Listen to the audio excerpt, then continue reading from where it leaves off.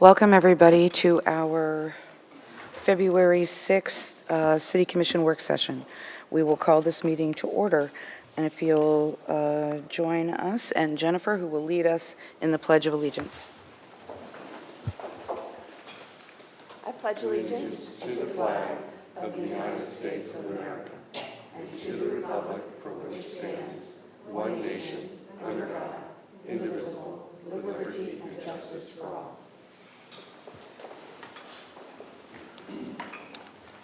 Okay. We have no presentations, so we'll go on to citizen input. Anyone wishing to speak to an item that is not currently on the agenda, please feel free to come forward, and you'll have 3 minutes.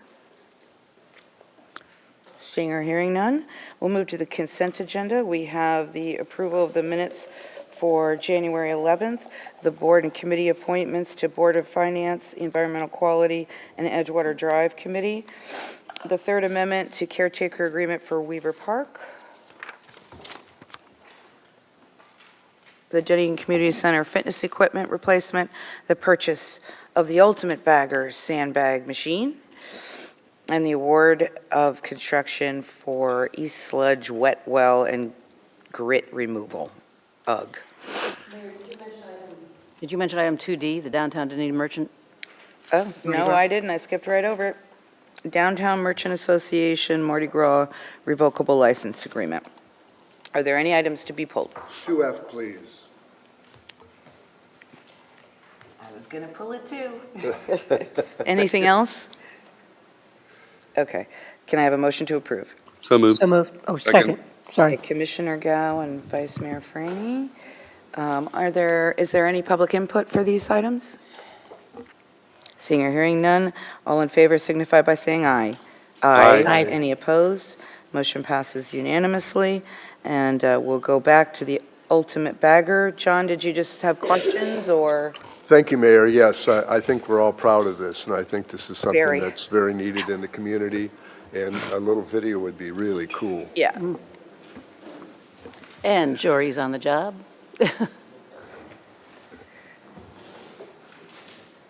And she's leaving. No, I don't think she's on the job for the Not the video. So much for the video. That's it. It's Sue. Do we have a video for this, Sue? I think you had to go to the link. Yeah. Who are you looking for? She asked me about pulling something up, and I forgot about this video. That's all right. Maybe you do a presentation. Well, see you if know what, we get the can video. go on to the next item, and we can come back to this, so if you want to just, We can do it under informational, too. Yeah. We can dig it up, sure. so we'll We're good, Sue. remember to Go go ahead. back to it. Thank you. Super nice of you to get it. Okay. All right, so is that okay with you, John? We'll just wait? Yes, ma'am. Okay. So we'll move on to action items, which is the award of bid for our fiscal year 24 mill and overlay contract for asphalt paving in the amount of $1,398,000 and change. Hi, Mary. Good morning, Mayor, Vice Mayors, Commissioners. Mary Sheets, City Engineer. I'm here today to present you some information on the award of our 2024 paving program. If I can find my paper.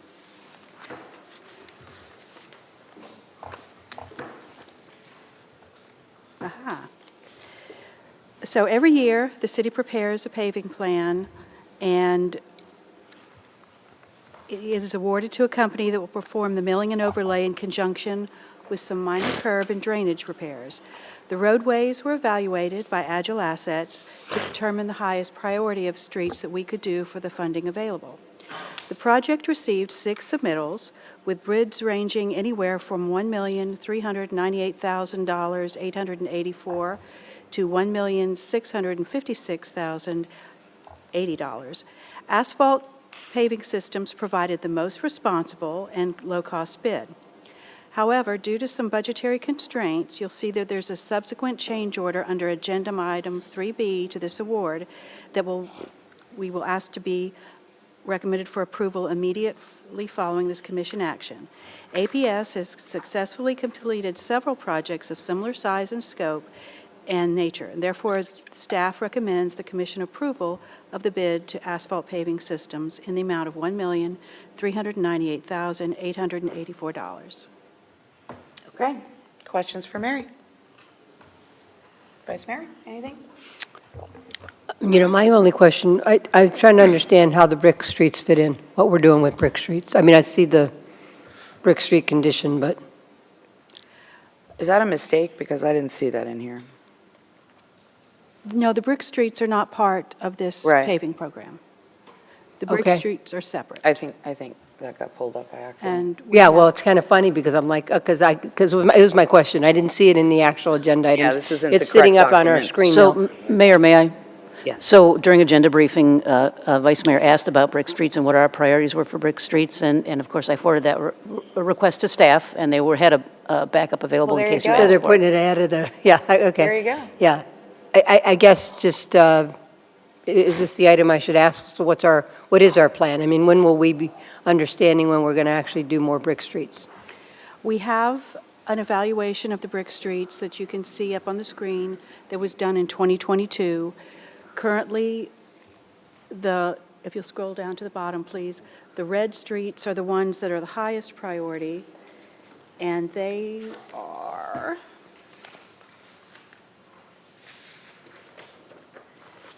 Wilkie, Lockley, Wood, and Richmond Streets are the ones that were evaluated by the last evaluation by Agile Assets, is the ones that would need to be replaced first. Is that because of cost or because, I know there's other legs of Santa No. Barbara that people ask about, and I just want to make sure I It's know. based on the actual condition of the road. It was done with a visual inspection. Okay.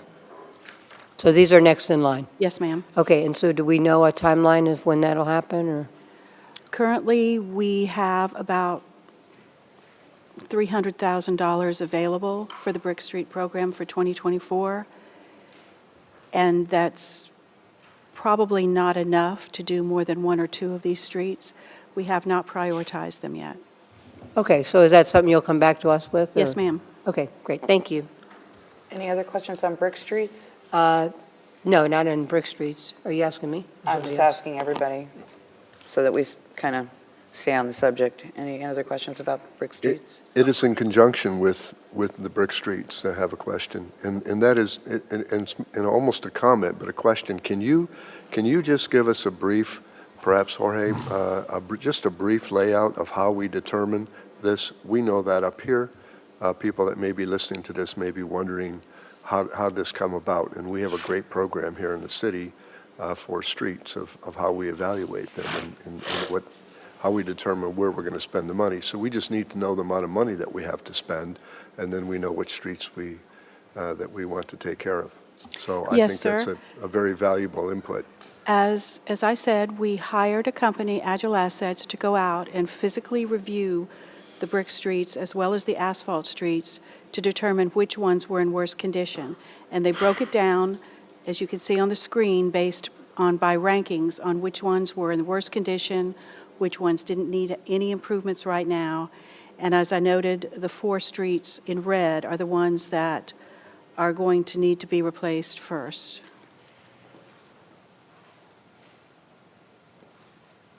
So Is that it, John? that takes place throughout the entire city. Yes, sir. And this They, is they review all of the brick streets, they review all of the asphalt all streets. of the other streets, correct. Thank you.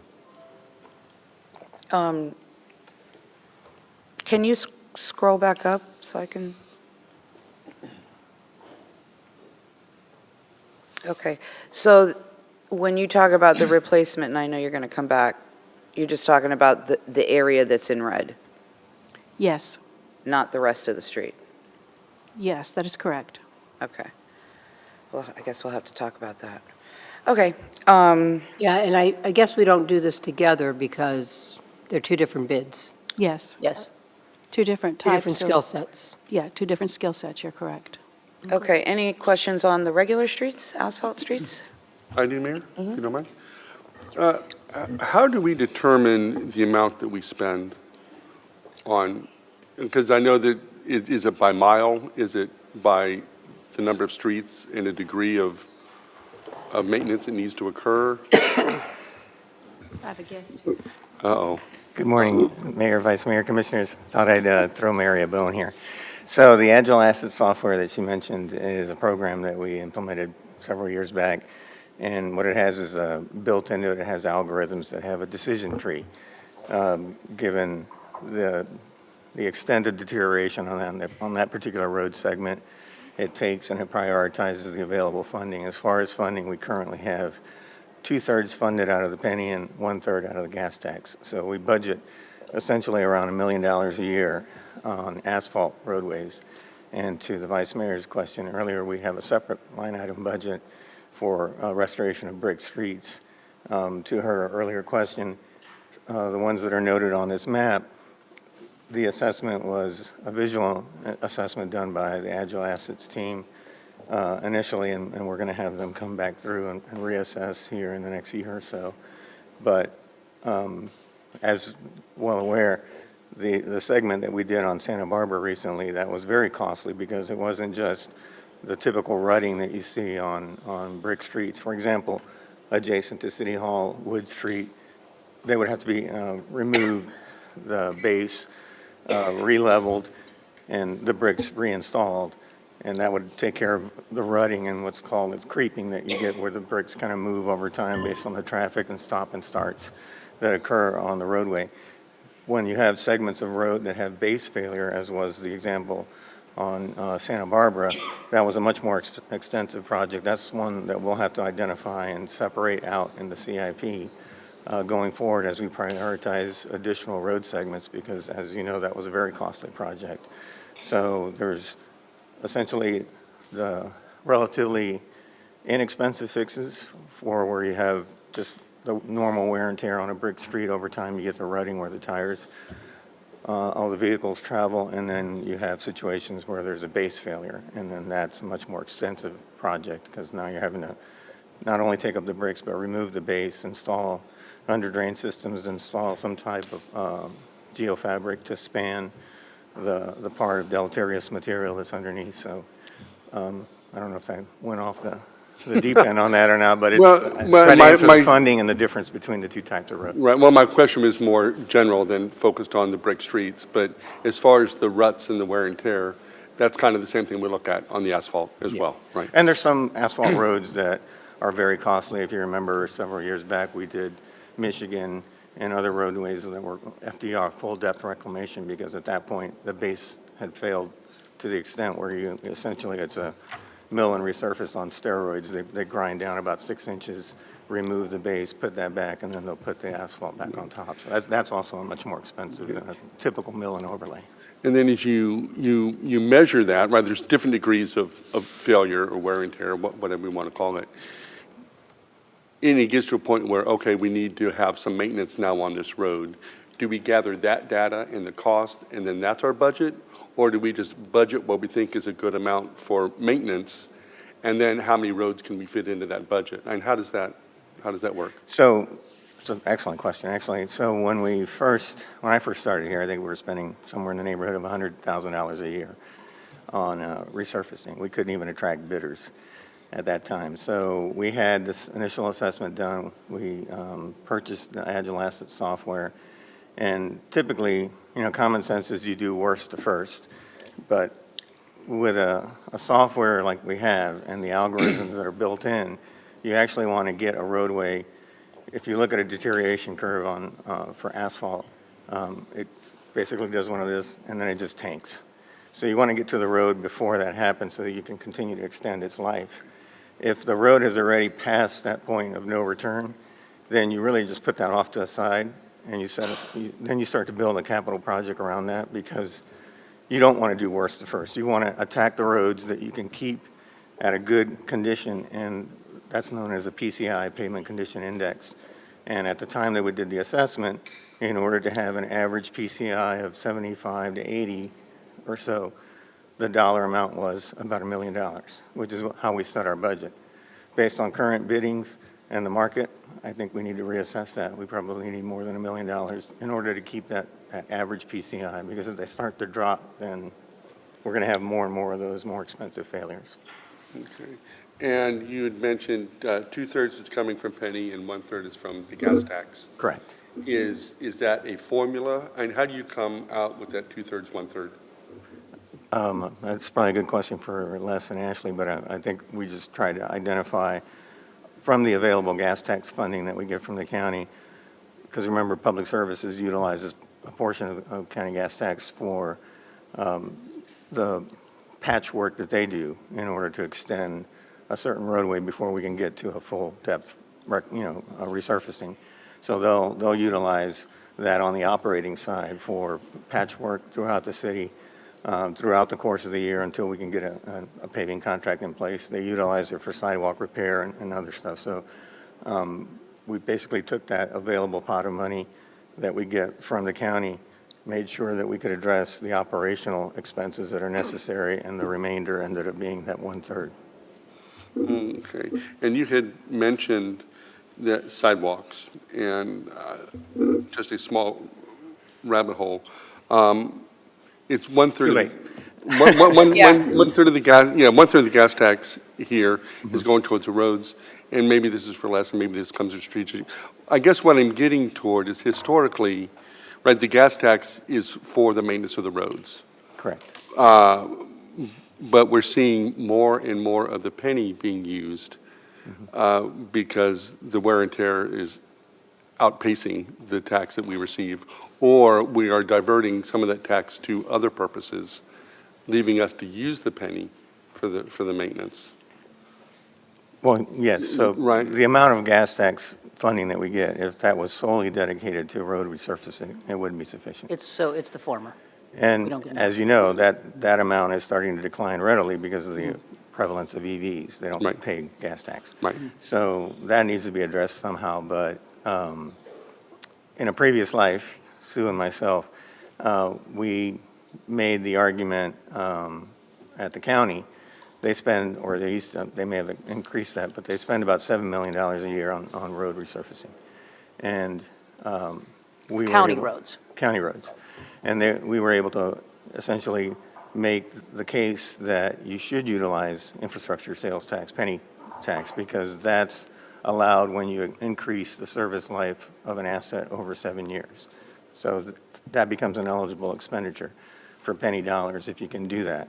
And any road resurfacing project usually extends the service life at least 10 years. So that's why we utilize penny to augment gas tax in order to maintain that pavement condition index that we want to try to strive at before the roads start to deteriorate to a point that then it becomes more costly.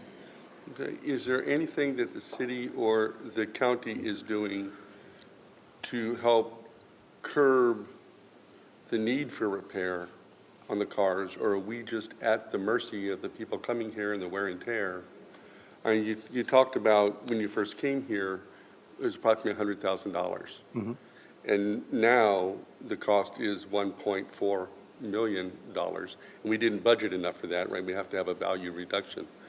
So I'm wondering where it stops.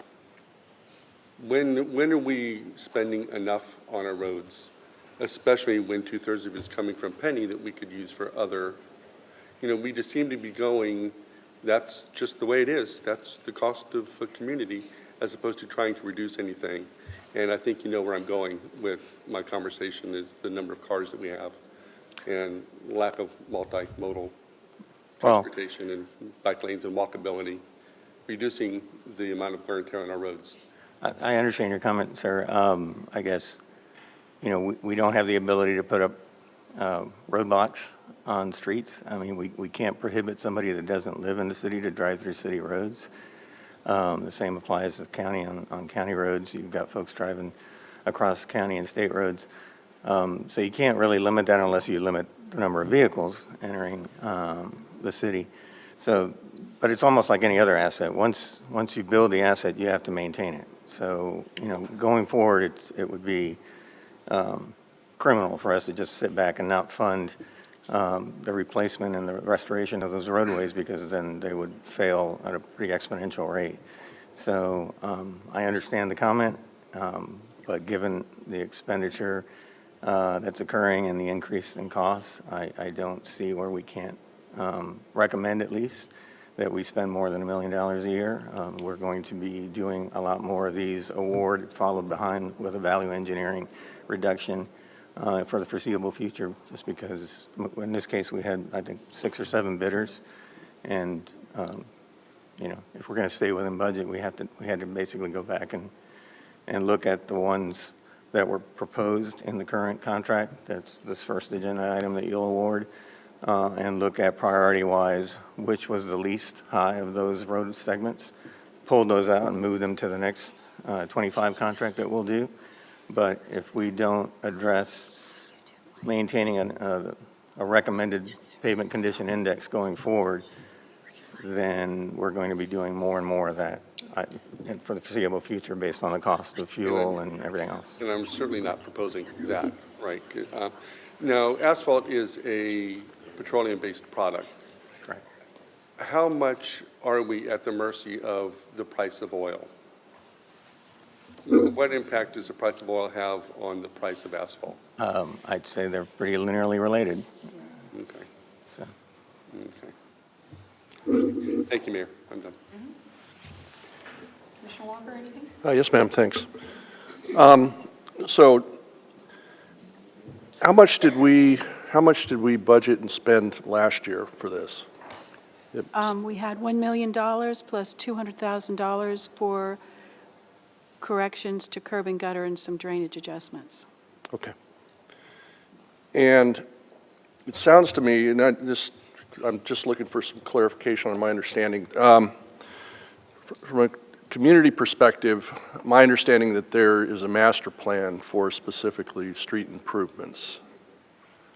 Is there such a thing? There's a priority list. There's a priority list. Okay, Right. thanks. Okay, that's good.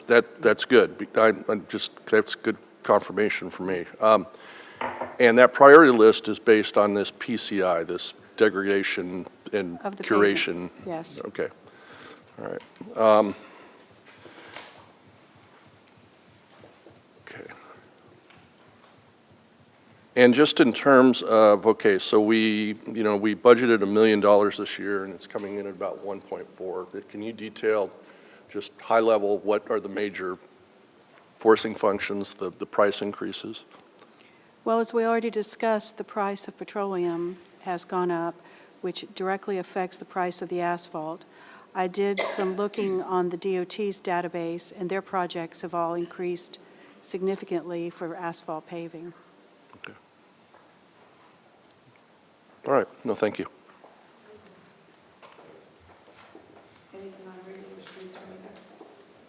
Anything on regular streets from you guys? Questions? I have a question. So I understand where the monies come from, or where they were budgeted to come from this.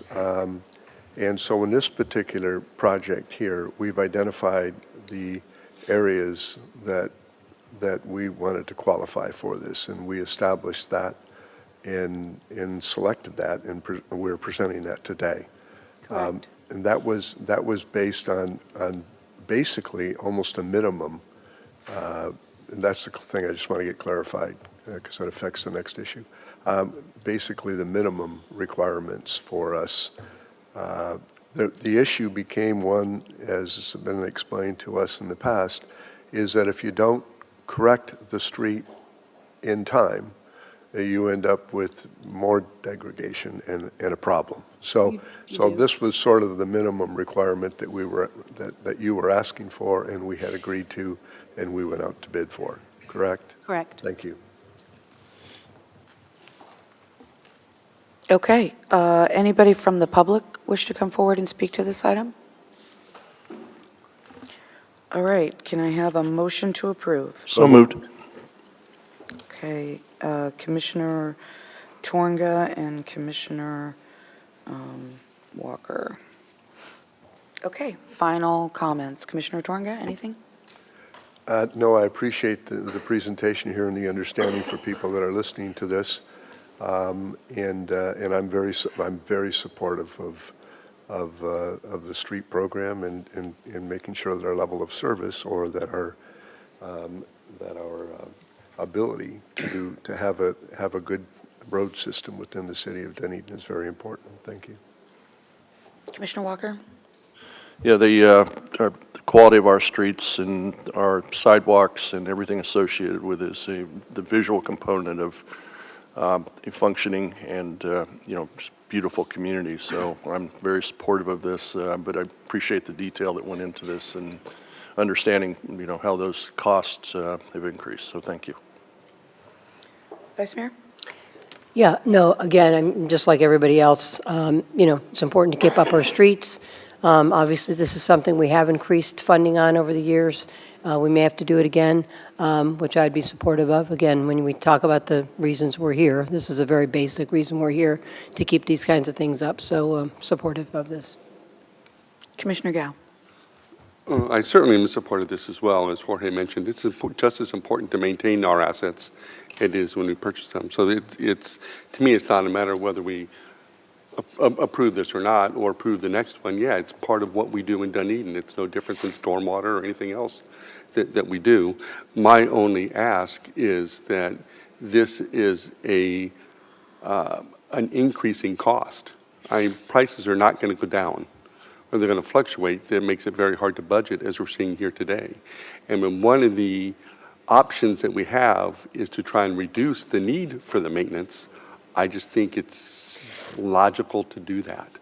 It just makes sense to me, physical responsibility, not to mention quality of life and environmental as well. But yes, this is absolutely necessary. It's part of our infrastructure, so I'm in approval. Thank you, Commissioner. Thinking back over the 18 years that I've been approving street projects, we used to get around $600,000 from the gas tax. And we would spend, a lot of it on road repaving, and that was our budget. And as that kept going down to what, 450 or something? And now I think it's in the 300s, right? I was so happy when Jorge brought the program that the county uses into Dunedin. It was well worth the money to do that and to have a strong evaluation process that looked at data that would eventually save us some money versus, it's my neighbor's street, pave it, that kind of thing. It uses quality data. So I'm very happy, and even at that time, Jorge, you told us we were going to have to spend $1 million a year at least to make a dent in, to make the system work. And we agreed to do that. So I'm very happy with that. I would ask if, and I know there's extenuating circumstances, but Douglas Avenue, a block before Main and a block after Main, is looking pretty raggedy and bad. I mean, just, the little downtown portion of Douglas, it just looks like it needs some help. And it also has those inlaid medians that we want to get rid of, and I'm sure we're trying to wait for that development project, but, it just looks poor. So I just throw that out there for y'all to discuss. Okay. All in favor signify by saying aye. Aye. Aye. Any opposed? Motion passes unanimously. I see we now have our video up for our sandbagger.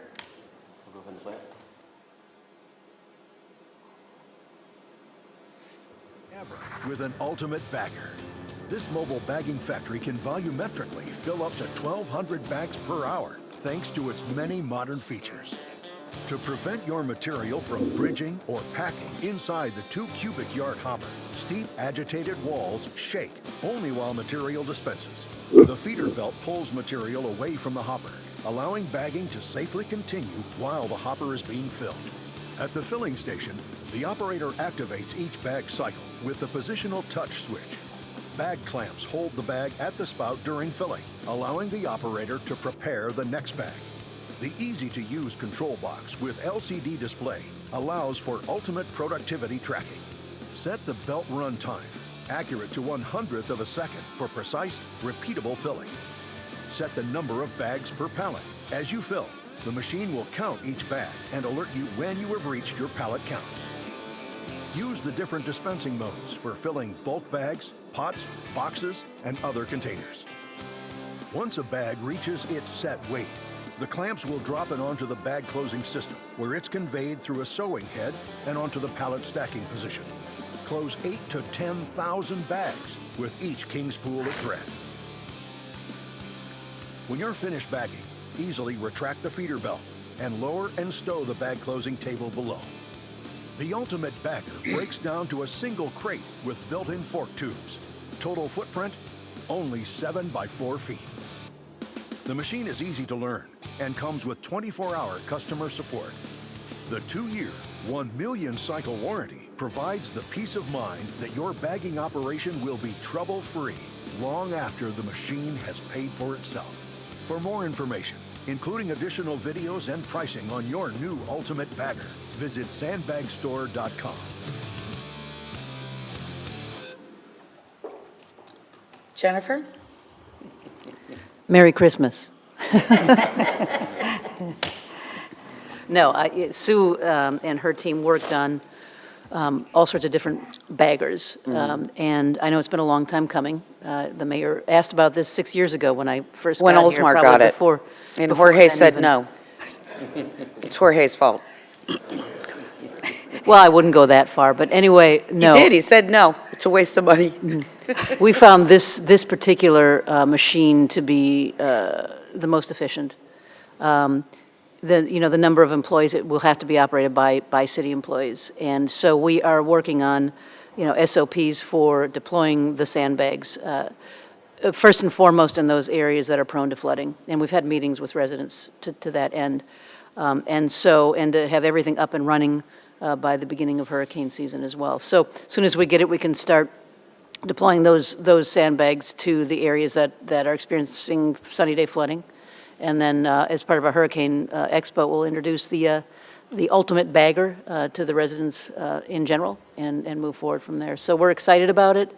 It's going to make our operation a whole lot more efficient and really help out our residents as well. So we're happy about it, and thank you for allowing us to purchase this. This $69,000 is coming out of fund balance, out of reserves. We did not budget for it this year, so I want to be very clear about that as well. Thank you, Mayor. Okay, any questions for our team? Can I do, Mayor? Sure. Am I? 1,200 an hour. Is staff going to work as fast as they did at the end of that video? Faster. That was very impressive. Very impressive. And it's 1,200 an hour. Do you know, over the last couple of years, just a random question, do you know how many bags we ended up giving Yeah. out? Do you remember the last little northern storm, the El Nino storm that we got in, and we opened the sandbag site for one day, and then we went ahead and we opened it again the next day because the storm had not quite gotten here, so we opened it for about a half a day. We distributed 12,000 sandbags at that time. Yeah, so if that gives you some idea. And that's a routine item for us to do with hurricane prep. This is extremely efficient.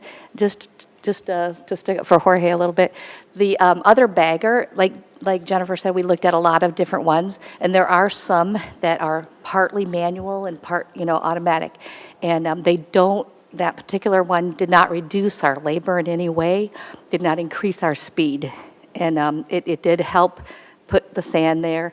Up to now, the operation has been, right, you show up, we have the bags, you have shovels, and you fill your own bags and put them in your car, and then, we aid those who are unable to do so themselves.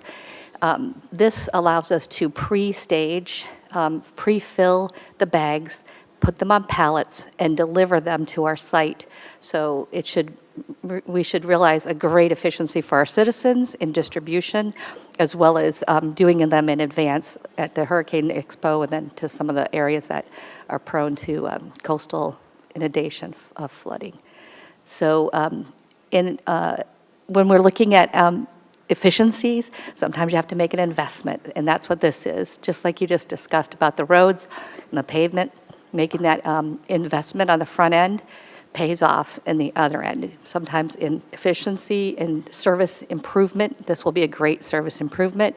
It will also keep our staff fresher for the storm and storm recovery, because that's a pretty labor-intensive operation, and this allows, as you can see, you can really push them out. It even sews them shut. It also makes sure that the sandbags are the right size, the right, filled to the correct capacity to work properly.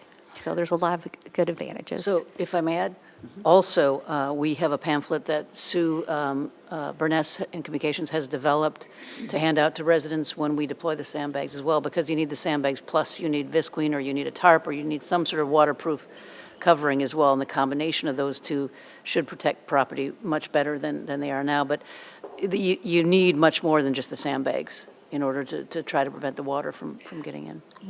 It's a great point, because sandbags do not stop water. They Right. just slow the flow. They take the weight, right? Right, And then the exactly. plastic will, yeah.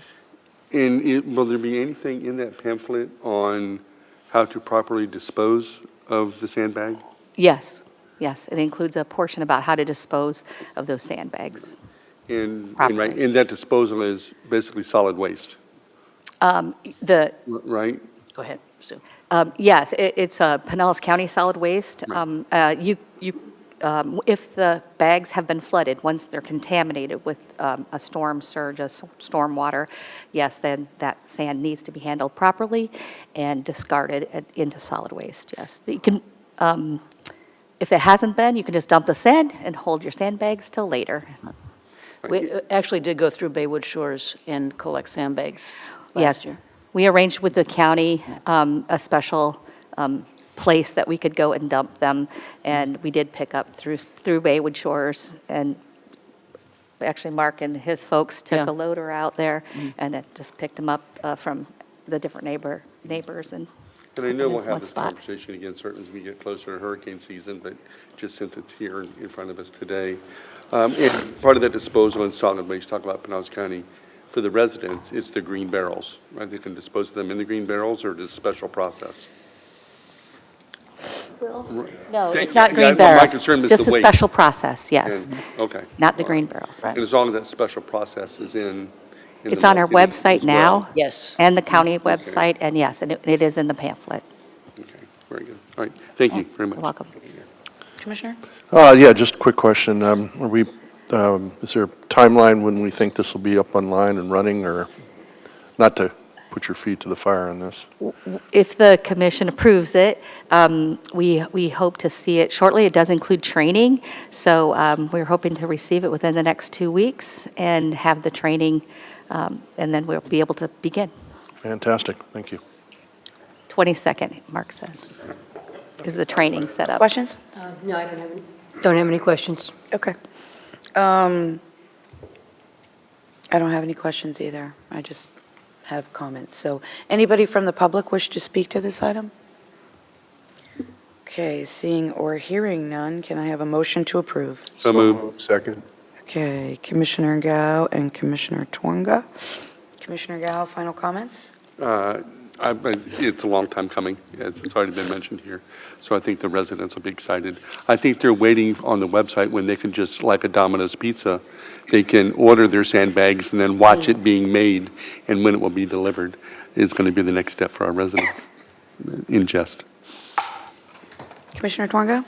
In summary, we asked, we got. Thank you. Residents, this is your money, smart at work. And finally, for those of you in the military, sure wish we had one of these in Vietnam. Vice Mayor?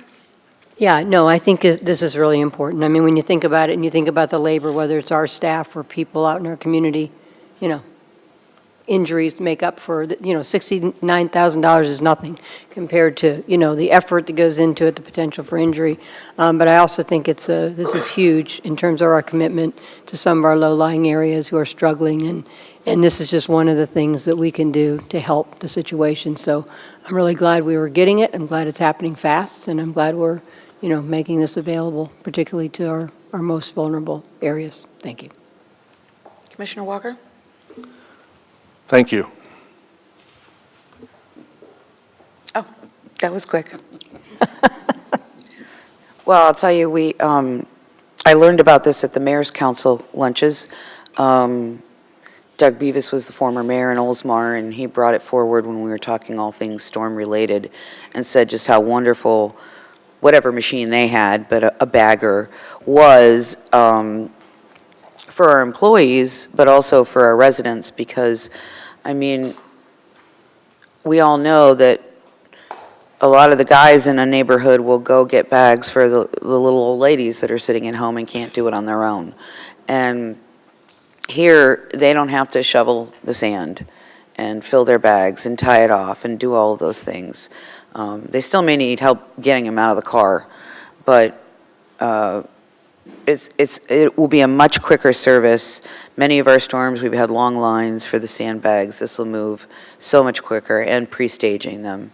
So it's all around good for everybody, and I'm really excited.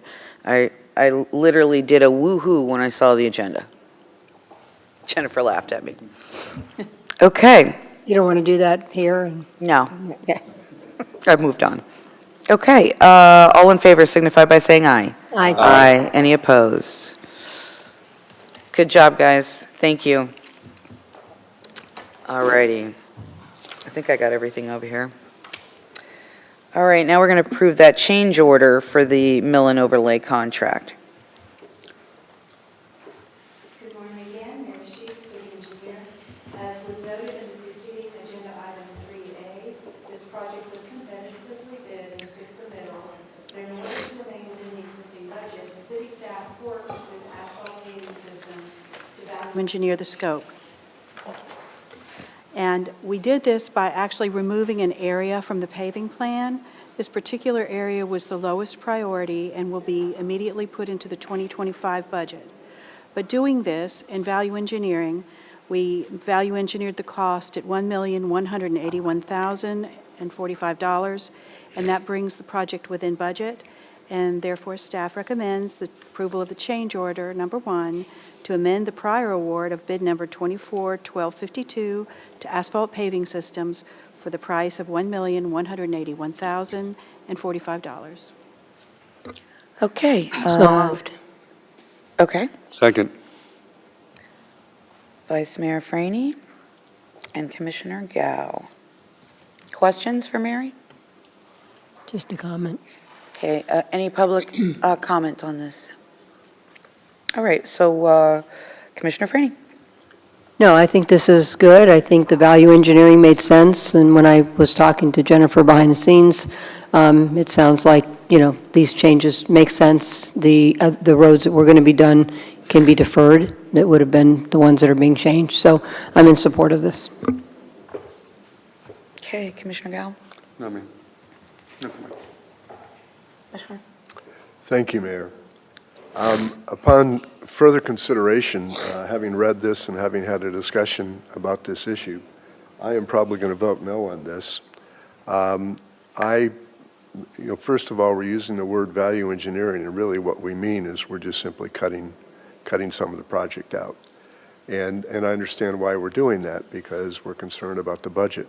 I would like to go back, because I think this is really important. I'd like to go back to staff and ask staff, wherever that level is, whether that's just at the finance side or what, that we continue with the plan that we had, the almost 4 million, because of the requirements of us as a municipality to continue with our roads in the condition that they're in.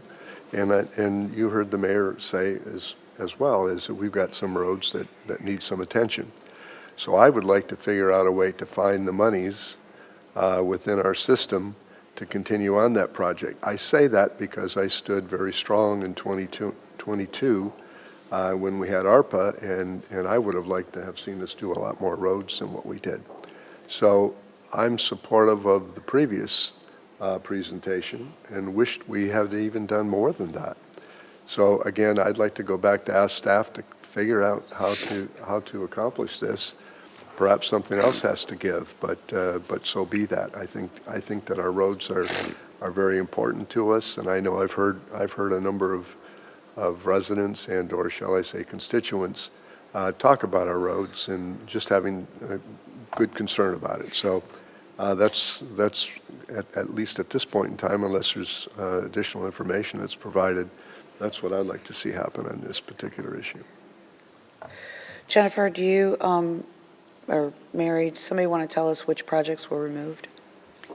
The project that was removed was the area of Marjan Avenue, Jones Street, Manor Drive, west between Patricia Avenue and Virginia Street. And how do you feel about that? I'm not trying to put you on the spot.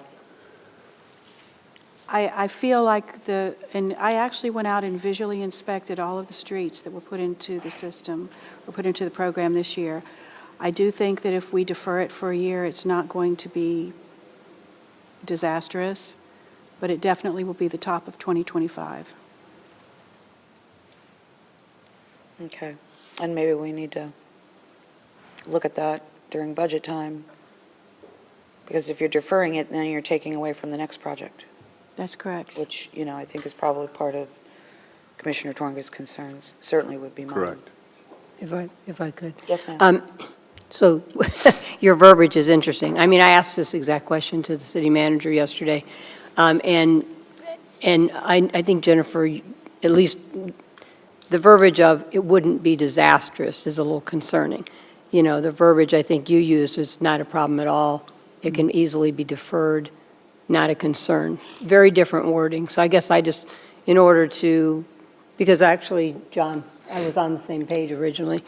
So I think it's an important question. Is it, borderline not disastrous, or is it really not an issue? That was a Because I poor think that's really choice. important. That was a poor choice of words, and I apologize for that. The roads are actually in pretty good shape, and from my visual inspection, would not have any significant additional damage for another 5 to 6 years. Okay. Thank you, Mary. Appreciate that. Mayor? Okay. Actually, I just want to make sure that, I think if I understood the concerns from the dais, it was if we do delay this a year, then this will eat into the 2025 budget. Yep. But we haven't created the 2025 budget yet. And through the previous comments earlier from Jorge, I'm already anticipating the request for adding to the road maintenance. So I don't know where delaying this is going to take away at all from any streets that are targeted for maintenance in 2025. Is that true? Is that the possibility that what we do today will impact what we do in 2025? That's correct.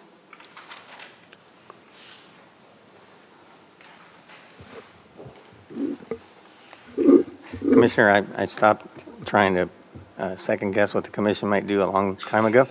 But from a staff recommendation, yes, our recommendation would be that we increase the annual funding. Because that was part of my questions on the previous item was, how is that determined? It's not, we don't set a budget and then how many streets can we fit in that budget. We look at the streets that need maintenance, and then that's where the budget is determined. And the only reason we are here where we are is because of the increase in inflation and the cost of the asphalt and the project in general, labor, whatever it is. Correct. Right. And, as the mayor mentioned, we did the assessment several years ago, right? And we've seen a continuous increase in construction costs going forward, not to mention the cost of petroleum, and this is a petroleum-based product that's utilized for paving. So looking at that and trying to maintain a recommended PCI, pavement condition index, we probably should have considered raising the amount a couple years back. So the fact that we're going into the 25 budget cycle, that will be a staff recommendation going forward, is that we increase that so that we can maintain. Realistically, probably in the last couple of years, we've had to drop off some roads even before we put the contract together, knowing what the cost of the previous contract award was. So the PCI kind of dictates the funding that you should invest going forward, and we probably have been at that point where our PCI is slightly declining because we've tried to target that $1 million contract amount. So we've set the roads that are in the contract Unfortunately, this year, the roads that we selected based on the previous annual contract were in excess of our available funding, so that's why there's the recommendation in this companion agenda item to reduce that roadway segment margin that Mary mentioned in order to get us within budget. But going forward, I think it's quite clear that we need to increase the funding. Okay, so then when it comes to the budget, it's not as pure as this is what it's going to cost to the best of our ability to cost it out, the amount it's going to, for road maintenance. There is some sort of, we want to try and keep it at $1 million, some set price. It's not dissimilar to a rate study, right? We don't do a rate study every year. We do it and we index it. So in theory, we probably should do an analysis, determine what that funding is to maintain the PCI, and then we probably should have an index. Each year, that dollar amount increases slightly to stay with that PCI. What happens is we do the analysis, we set the dollar amount based on the PCI, that's the target, and then we leave it until it's time to do another analysis. So maybe we do the analysis, set the target amount, and then do an index each year until we do that analysis again. Okay. And Sounds like a good idea. And I'm sorry, guys, it was Sorry. just important for me to really wrap my head around. Go ahead, I'm Jennifer. sorry. So if I can, just talk a little bit about the thought process and the rationale for where we are right now as far as during the course of the agenda review with the department directors and agenda reviews with all of you, there are, I had the same thoughts when I first saw the agenda item. And I'm proud of staff for staying within the budget. And the reason for that is that there are times that it is impossible for us to stay within the budget. For example, when we put a bid out for a roof, and it comes in way above what it was that we budgeted, but we have to replace the roof. So we have no choice but to go find the funding from someplace else. In this case, we do have a choice. We have a choice to stay within our budget without, impacting that neighborhood detrimentally. And I also know those roadways because that's near my neighborhood and I walk around there quite a bit. So given the choice, in this particular instance, when we budgeted a certain amount and there's, as I said, the impact on the neighborhood is negligible as far as rolling it to next year, when we put that at the top of our priority list and include other roadways that we have, versus the library must have a new roof because it's raining inside and our only choice is to go above budget and find the money. So in this case, I think that staff wants to stay within the budget and bring you the roadway program when we start with our budget meetings this year. I just wanted to explain my rationale for why it was we presented what we presented to you. Rob? Yeah, so this is related to when a contractor or vendor submits a bid for a particular project, how long is that bid typically good for? I'm sure we specify that in the 60 days. 60 days, okay, all right. Yeah, I asked the question because of the fact that, it's important to know that in order to ensure that we are continuing progress. And anyway, thank you. Did I get to you guys? I don't remember who started talking. Yeah, I don't either. I mean, I think I have all the information I need, and I'd like to make a comment then, if I may. Yeah. Concerning the budget, of course, we all want to stay in the budget, but there's a big budget, okay? You want to stay within the big budget. That's interdepartmental and things like that, and I'm not suggesting we spend outside of the budget at this point in time. Everybody pretty much knows that about my conservatism. I am concerned that, for example, we came back and addressed these specific streets. It's not just these specific streets. These streets then get back in the line. But second of all, I really do not know what's going to happen with the price of petroleum, or let's say a cost of a barrel of oil, and that's in big consternation at this point in time. We have a good bid here, and I think we may end up seeing some things happening with regards to these companies off in the next year or two, as it relates to ARPA being overflooded with work, and it would seem to me like we would want to, based on the situation analysis, that we would want to take advantage of this at this point in time, and that's why I brought that up. The concept of us staying in budget, of course we have to stay in the overall budget. I was simply asking that somebody go and take a look at something else then that might want to give, because this is important. The value of your city is also determined by your streets and roads. And as a matter of fact, I think some insurance companies even take that into consideration. not only for your house, but also for your cars, et cetera. So I think it's something that brings tremendous value to us. And so that's why I wanted to bring that up. And I haven't heard anything that would change my position on that. So I would not want to see us lighten up on the streets that we had determined we wanted to do, and now we say, oh, well, we didn't have to do them. No, we have to do them. It's like the roof. If you don't do them, it just becomes delayed and delayed and delayed, and who knows what might happen the next year. We may determine not to spend it, or but we're talking today. So I haven't heard anything that would change my position on that, so thank you very much for the opportunity to give my position. Go ahead. No, I mean, I'm comfortable with staff's analysis. I'm comfortable with staff, matter of fact, I commend you for looking at this from a budget perspective at the same time, making sure you're analyzing, what we really need to do this year in importance for the streets. So I'm comfortable with the analysis. I'm comfortable with the recommendation. I have to come back around yet because I allowed somebody to speak twice. I'm comfortable. Yeah, I'm comfortable with the presentation and this how the priorities are laid out, so that's all I've got. Well, I'll be honest, first thing I said is, it's not that much money, why don't we just do it? I did say that. I actually did too. I mean, But after I got all the answers, yeah, I was okay, comfortable makes sense what you guys with did. going along with her recommendation. Because I mean, there's a couple ways of looking at it.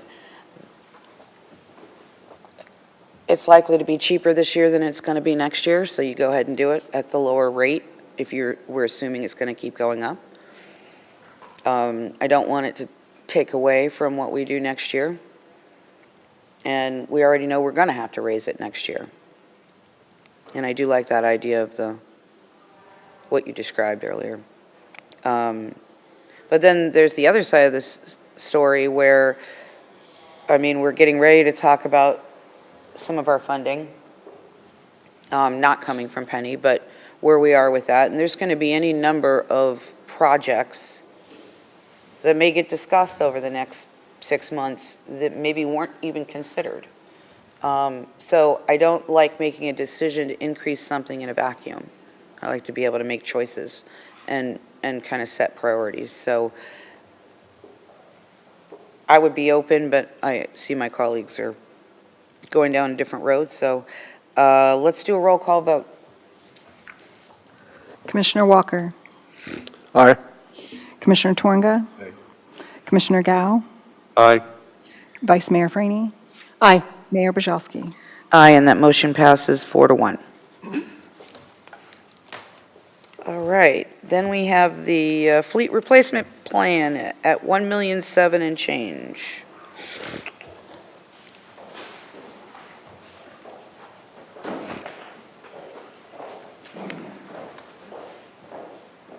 Hey, Scott, long time no see, buddy. Since the last fleet replacement. Good morning again. Good morning. Sue Bartlett, Public Works, and Scott Kitterson, Fleet Services, sorry. We, again, have come with the entire replacement package for your review and hopefully approval. It is quite extensive with 16 recommended replacements or purchases, actually. And those are not all replacements. 3 of those are from the Solid Waste Fund, and 13 would be from the Fleet Replacement Fund. And there's quite a bit of information in this agenda item, as you can see. It's quite a lot of pages. But the assets were evaluated against the criteria that has been established and looked at, and 21 assets were deferred from replacement this year. This recommendation includes some assets that were deferred in previous years, and in each case, Scott is doing a very thorough assessment in collaboration with the department directors, both on use and condition of those assets, which is also processes outlined in the memo. But the idea is that he's looking at what replacement costs would be, whether the vehicle is available, is it the right purpose, as well as the condition of those assets, so that we can get the right purchase at the right time. This recommendation also includes 3 additional assets that align with the budget approval for 3 positions, 1 in parks and 2 in facilities management for pickup trucks. They're all 3 pickups. And the department directors here that are in the memo for recommendation for replacement are all here if you have any questions about the specific assets.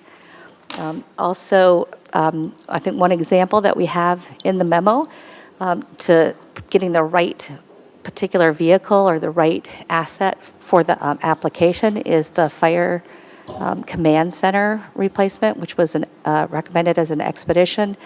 And it was very clear after looking at the unit and evaluating the weight and all the things that needed to go in there, that it needed to be changed, and in fact was moved up 1 year. The funding was provided in the budget again and approved by the commission for the change, so that the chassis is the only thing in this recommendation, but for transparency, we included that the command center, which is the rear part that sits on the back end of the truck, that will come to the commission for approval, and that is around $100,000. So we did declare that. It is not part of the approval for this particular agenda item, but it will come back to you.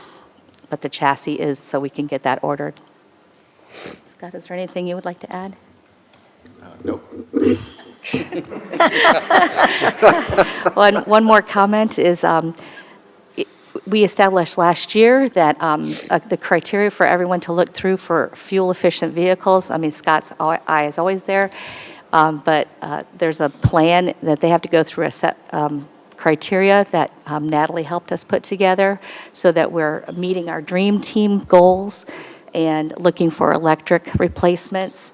And so each director, as they choose a vehicle, they work with Scott to say, okay, can this be an alternative fuel, not just electric, but any alternative fuel. So that is part of the established process now.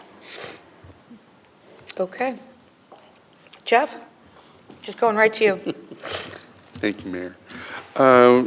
You had mentioned that in your decision-making criteria, part of it is purpose. Can you get into a little bit of detail when you talk about purpose? What are some of the things that you look at? Well, sometimes it's usually expressed from the department that is going to use the vehicle. As we evolve as a city, our needs change, and so we may have had a crew that put together sandbags, and they no longer are used in that way, and so we have a need for a condition assessment that would all come to you in the budget, beforehand, and have that discussion, like the facilities and the need for those facilities. So if a need changes, we can take an existing vehicle that's already been in the plan and had a contribution, and then decide what is the new purpose or reason for having that vehicle. Is it needed at all?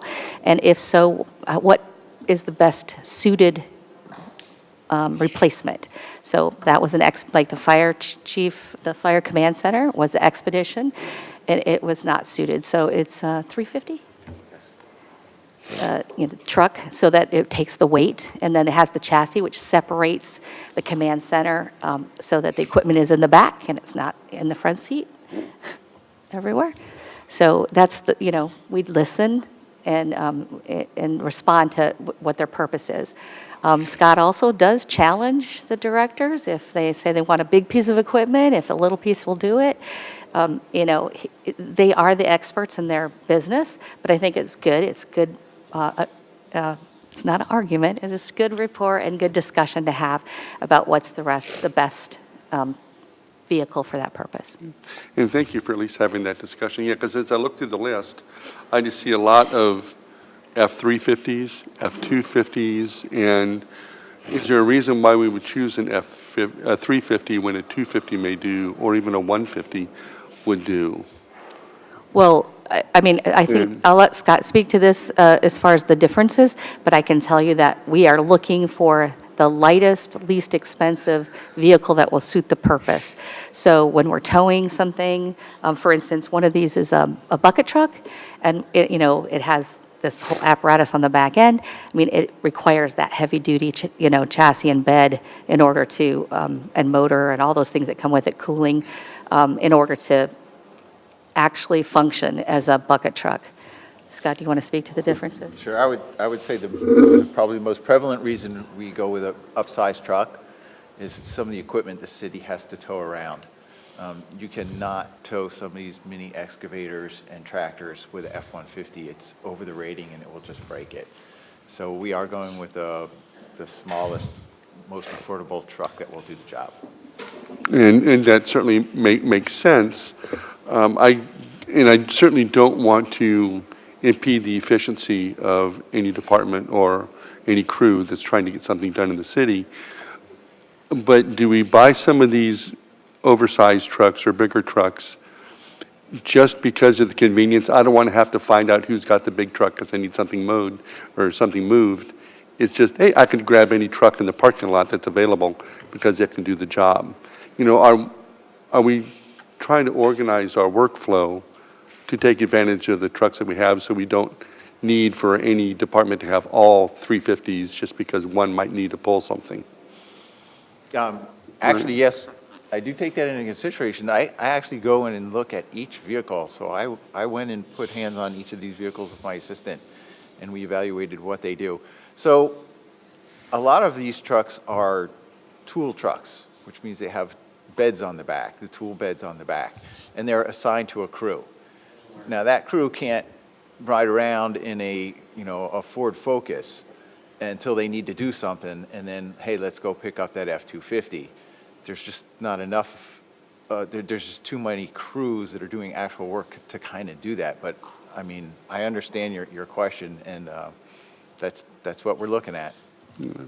We seem to be an American society that just loves big and loves trucks, and so I don't want to hinder anybody's passion. I'm glad you say that. One of the things I've been trying to push is Ford has an extremely affordable, very small truck. It's called a Ford Maverick. It's available standard. You don't even pay extra for it as a hybrid. You have to pay extra to get the gas engine. I don't know if you've seen the price on those, but we can get those for approximately $25,000. That's very affordable. But again, is that truck going to meet most of these needs? It's not, unfortunately. And what's the name of that truck? That is a Ford Maverick. Maverick. Hybrid standard, 39 miles to the gallon. If it's a good enough name for Tom Cruise, it should be a good enough name.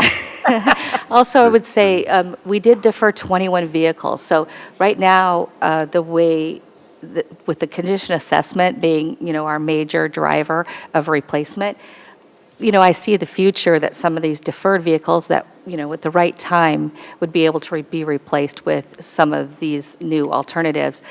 We just don't want to replace it if it's not ready yet. So what you see is things that have been deferred and are really at their life end, their life cycle end.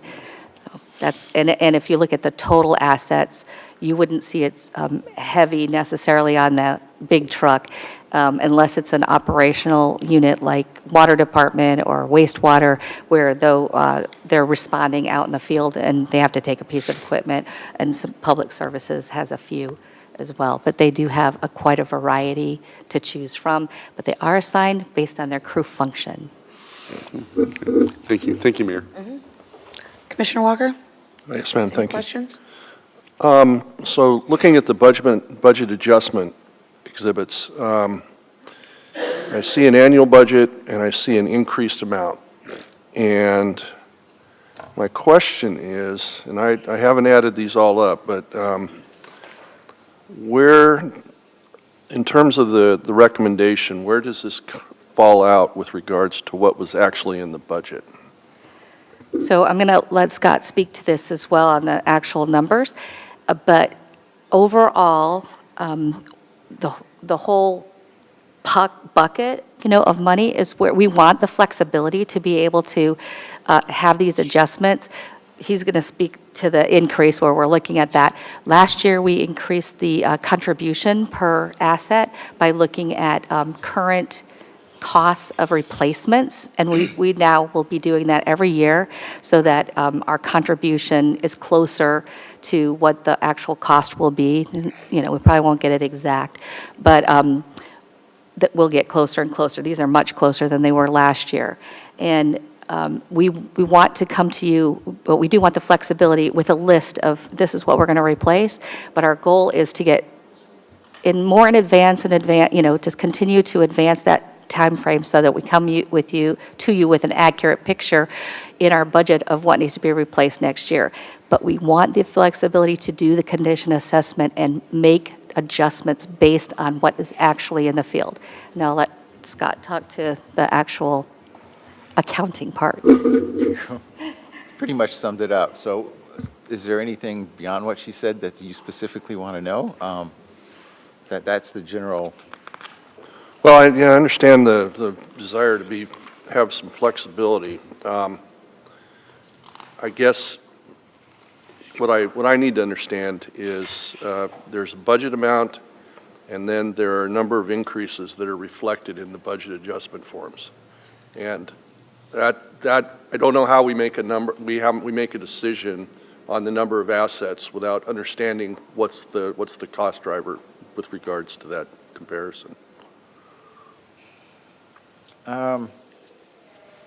It's based on need. So we may have budgeted $49,000 for a Ford Expedition for a chief's vehicle. If it comes in at 52.5, it's kind of hard to predict the future. I'm getting better at it, but we're going to have to go with the cost to get that vehicle, because that vehicle is in need of replacement. Now, we have the money to do that, because if you see later on, we had budgeted in total, according to the budget, $1,157,000 for 2024. But we're actually only spending $756,270 this year. So while the individual assets are coming in a little higher, in total, we're way under budget for vehicles, what we had planned to spend. And how are we doing that? Because I'm looking at the vehicles and I'm seeing this vehicle here is nowhere near its useful life. So just because it's on a piece of paper that says we're supposed to replace it in 2024, I'm not going to replace it in 2024 when it's got low mileage and is in excellent condition. I mean, that's wasteful for the environment and everything. You use it, and by holding onto that truck and getting it further into its useful life, we're getting to the point where the EV vehicles are actually coming down in price. So I don't want to go out and buy a truck right now and replace a perfectly good truck, because then we're going to be stuck with that truck for 10 years. And our other options for EVs, which is what we want to move to, are, in 3 years, which is when that truck will actually last to, could be much more improved. If I might too, and it gets a little bit confusing because the fleet replacement fund, that's why I mentioned there's solid waste fund and the fleet replacement fund. They function the same, but the solid waste vehicles are in the separate solid waste fund. Within fleet, even within the vehicle replacement, every single department has their own account. And so that's where Scott's looking, okay, so they have the contribution for all those vehicles in that particular account, and how much is there in that pot. And then we've budgeted those replacements at this amount. That's why there is money available. That's why we are showing savings in the fleet replacement fund. And that's also why we're considering, well, if something's a lower cost, well, and it's up for replacement and it warrants it, okay, great. If it's a higher cost, what will it take in the next year's contribution for that department to make up those dollars? And that's how it's done. But it is tracked by vehicle, by replacement, and in its own separate little account, so that it doesn't go across the departments. If we need to go across a fund, like general fund, that's why we come to you. The budget adjustments that you see are simply transfers from one account. For instance, the fire vehicle was budgeted in the fire it wasn't over in fleet replacement. So it has to transfer into fleet replacement, and if they change purpose, and they want and need a different truck, the department comes up with the funding, and that gets transferred into the fleet replacement for that account. So that's the budget transfers that you see. Yeah, so thank you. I think where, my disconnect is that, I think as you stated, the total fleet replacement plan, 650, and then the majority of it being the solid waste funded. The combining of those two makes this a little bit confusing. Yeah, we are combining them to bring them to you at one time to be transparent about the total amount of funding, dollars that we're spending, the expense. So that is the real total and the total number of assets. But then in Scott's memo, which is attached, it breaks them out into the separate fleet replacement as well as solid waste for transparency, for clarity. Okay, so this really becomes more of a budgetary and more of a balance sheet. That's Why not? correct. And we are pursuing, as requested, looking at how can we change that so that those assets that are budgeted separately in solid waste still remain separate but come into the fleet replacement plan, as well as options for that loan, or, the lease loan. I don't know why they call it lease, because it's really just a loan that is done separately, so that we can make it one unit, and it is easier to understand that way. Okay, all right. Thank you very much for the explanation. Welcome. Vice Mayor? Yes, thank you. So just to be clear, part of what you're working on right now is, again, matching up contributions with actual costs. So that at the end of the day, I think, because I think a little bit of what Commissioner Walker was looking for was that, here's what we contributed and here's what we're spending. But we're saying you're working on that to make that better. And I do know that you and Scott are really trying to kind of get some, I don't want to use the wrong word, but a little bit more accountability into the system in terms of what we're charging and contributing. So the vehicle example you use is the vehicle 157, right? The famous vehicle, which of course, and just from my point of view, I met with staff about this vehicle. I still have a little bit of an issue that I absolutely agree it's a better vehicle. I think it fits the use better, but we could have waited till its turn to do it. It wasn't like a disaster. Now, where staff basically probably convinced me was the backup vehicle wasn't reliable. So, but again, I appreciate that you guys are looking at these things. What can wait? If things can wait their time, even if they're not perfect. In life, things aren't perfect. I got to wait to replace my car, even though I want a better car that hauls stuff around better. But again, I know that both of you are working hard towards that goal, and I appreciate it. Let's see. I don't know. I don't think I really have any questions about it. It's just, again, I think it'll be a lot more understandable for the commission when it's just clear, here's the life of it, here's what's been contributed, here's what the cost is, and we're just a little bit more true to the accounting part of that. So, but other than that, I've reviewed it fully behind the scenes, and I support it. Commissioner Torga? Thank you, Mayor. Scott, if I'm going to ask a few questions, and they're just real general. And I'm asking the questions just to show my confidence in what's been going on regarding this entire subject matter. Having been on the Board of Finance and for about 3 or 4 years, I ended up being the person to look at that your department, for example, from a budget standpoint, and extremely well run. And I've spoken with you before. In your efforts to make sure that we run a really well-run ship. That remains correct, as what I just said. You're looking at all of the costs that go into every vehicle, and it is a little bit of a science as well, but it's also subjective. You're trying to determine what gives us the best value, meaning us, the user, as well as us from a financial side. That is correct, continues to be correct. Can you verify that? It is correct, both for vehicle replacement plan and for fleet as a whole. I think if you look last year, my operating budget increase was 1%. Thank you. Thank you. I remember that. Yes. And so what you and those previous to you have done is really try to figure out the best run organization in an environment that is within a closed municipality, if I may, then shall we say, 10 square miles. Hour meters, the whole, all of that. I've looked at some of the vehicles that were determined to be extended. I've looked at some of the vehicles that were said, I think we just need to change this one now based on history, based on mechanical history, based on operating requirements to keep that vehicle running.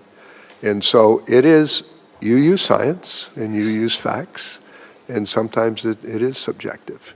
And I appreciate the work you do, and I know the mechanics down there are fantastic. It's almost like a sinking fund, isn't it? Somebody's paying in advance to figure out what they might need off into the future, and you may not be. You simply are questioning them to ensure that we're getting the best value for that. And it may be delayed and it may not be delayed, but when it's not to be delayed, you two kind of call it together and ring the bell. So.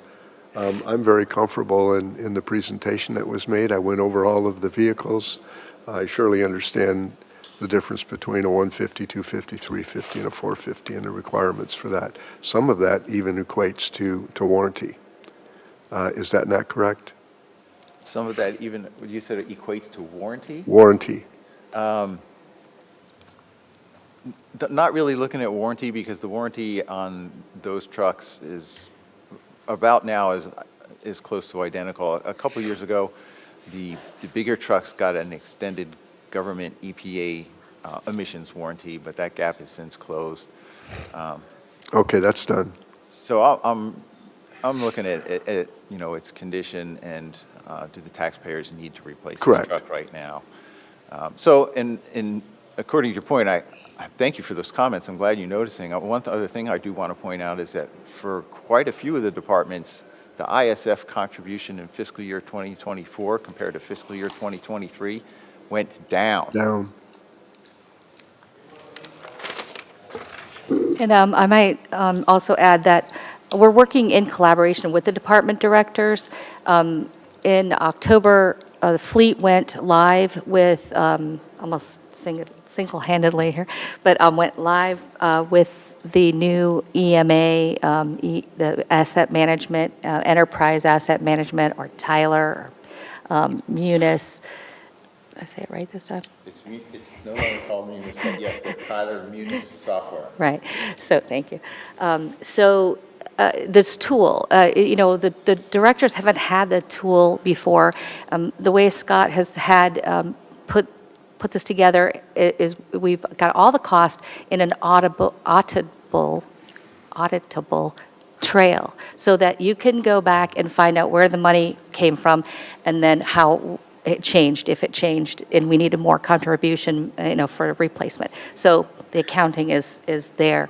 But having this tool, they will be happy to have this tool. There are more steps that we will be taking on the efficiency and use that will be data-driven. As we are able to get data out of the system, put it in and get it out, like you mentioned, the hour meters. We'll be looking at out-of-yard hours and all of those processes over this next year. So we look forward to being able to share more savings with you, or at least efficiencies in how we work every day. I appreciate that. And relating to questions, basically, you kept a great hand system there. You kept you didn't miss a penny coming into there and out of there, as far as I recall. And so this may just be an automated system that will help you, hopefully make it a little easier for you. But you've pretty much have had your hands on that information along the way. Thank you. Anybody from the public wish to come speak to this item? Seeing or hearing none, can I have a motion to approve? So moved. Second. Commissioner Gao and Commissioner Tornga. I think we've all made final comments at this point. Do you have anything else you want to say? No, ma'am. Good. Everybody okay? Okay. Thanks, Scott, for all the hard work. We know you've worked really hard on this. All in favor signify by saying aye. Aye. Any opposed? Motion passes unanimously. And Sue. All right, and then we have the proposed agenda for February 20th. All looks good to me. Anybody have anything else anything they want to change? We will be adding a communications proclamation. I know that these aren't required, but just so you guys have an idea. And then a couple of consent items, Tarpon Springs Fire Department, Dunedin Fire Department use of their training facilities, and Flanagan's Irish Pub St. Patrick's Day Celebration revocable license agreement. And so those are both consent as well, but just so you have an idea, there will be just a couple more items on there. Okay. Can I have a motion to approve? Before you approve it, just keeping in mind, we're trying to balance meetings, right? Yes. Yeah, okay. Just Oh, calling the question. Anyway, Okay. I had no idea. Can I have a motion? So moved. second.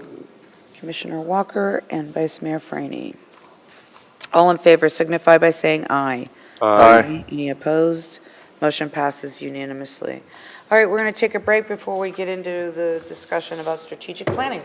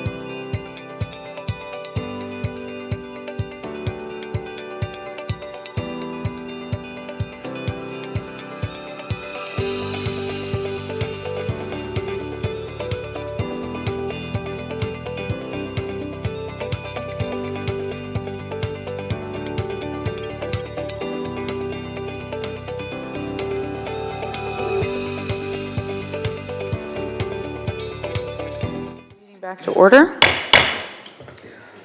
And now we're going to talk about our strategic planning project update and background. I will turn it over to Nicole and Angela. Welcome. Good morning, Mayor, Vice Mayor, Commissioners. Nicole Delfino, Strategy and Sustainability Manager.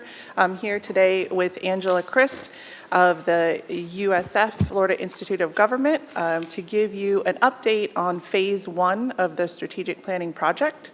So just as an overview, I'm sure you've seen this before, our project team consists of partners from USF, Angela Chris and the following staff listed there, and then from SPC, St. Pete College Collaborative Labs teams, Tina Fisher, their documenter who has been providing us with their real-time records, and PJ, who's been a gem on the technology. If you've attended the strategic planning meetings, you've seen the technology in use. It's been very helpful. And just a little, this is kind of an overview of where we started. The project we officially kicked off with the department head meeting in September. Then we have been providing USF and their team with lots of documents. Every document that we can uncover as far as planning efforts, reports, that sort of thing, that they've kind of done an environmental scan. They held several stakeholder interviews, one-on-one interviews, of which you were all a part of, in addition to residents and business owners. We developed with our communication team a project page that's on our website. It has, the last I checked, actually after the first forum, we've had several thousand hits on that page. So we're really driving the public to go to that page to find information, find all the records associated with this project. We then went into our first community forum, which was on November 1st. And Angela will review some of the details of all these. We had an employee focus group together combined with an employee feedback survey. And then we just recently concluded our second community focus, or community forum in January. So today is to kind of just give you a brief update as to where we are and the information's gathered, and I will turn it over to Angela. Go back. Okay. Okay, well, good morning. Angela Christ, USF, Florida Institute of Government. It's a pleasure to be here. And I wanted Nicole just to stay on this slide for a second. If you have attended any of the workshops that we have been hosting here, you know, one of the things that I like to do is always kind of start out with a quote and end with a quote. And you've probably seen this quote, but I really think it is very appropriate for the process that we're going through. So the process that we've been using to develop and collect data and now move into phase 2 is really a participatory model, which means that we're really trying to gather as much information and data from as many sources as we can. And so being the arts and culture community that you are, just thought that this was very appropriate, and really it does represent what we're trying to do, which is a series of small things brought together. And so keep that in mind as we talk through this brief presentation. So I just wanted to share with you what we have done, and it's going to be very brief. And the reason for that is at the end of this, you guys have homework. We will be doing our first leadership forum February 13th, and it will be here at City Hall. And that's really where your work and your time come in. So as part of that, we will be going through some of what I'm covering today a lot more in depth, okay? But I just want to go through with you today what we've done for the record and just talk briefly. So one of the important things with any strategic plan is making sure that you have a robust communications plan as well as open and transparent communication. And so kudos to the city staff. They have done an excellent job of, hopefully you have seen this, I keep calling it Engage Dunedin, but I know that's not what it is. But if you are able to go to the website, all the information, you can see all of the real-time records, everything that you could want is there, including the timeline. And that's critical. It is also, I think they've done an excellent job of making sure that that information is updated as soon as it is received.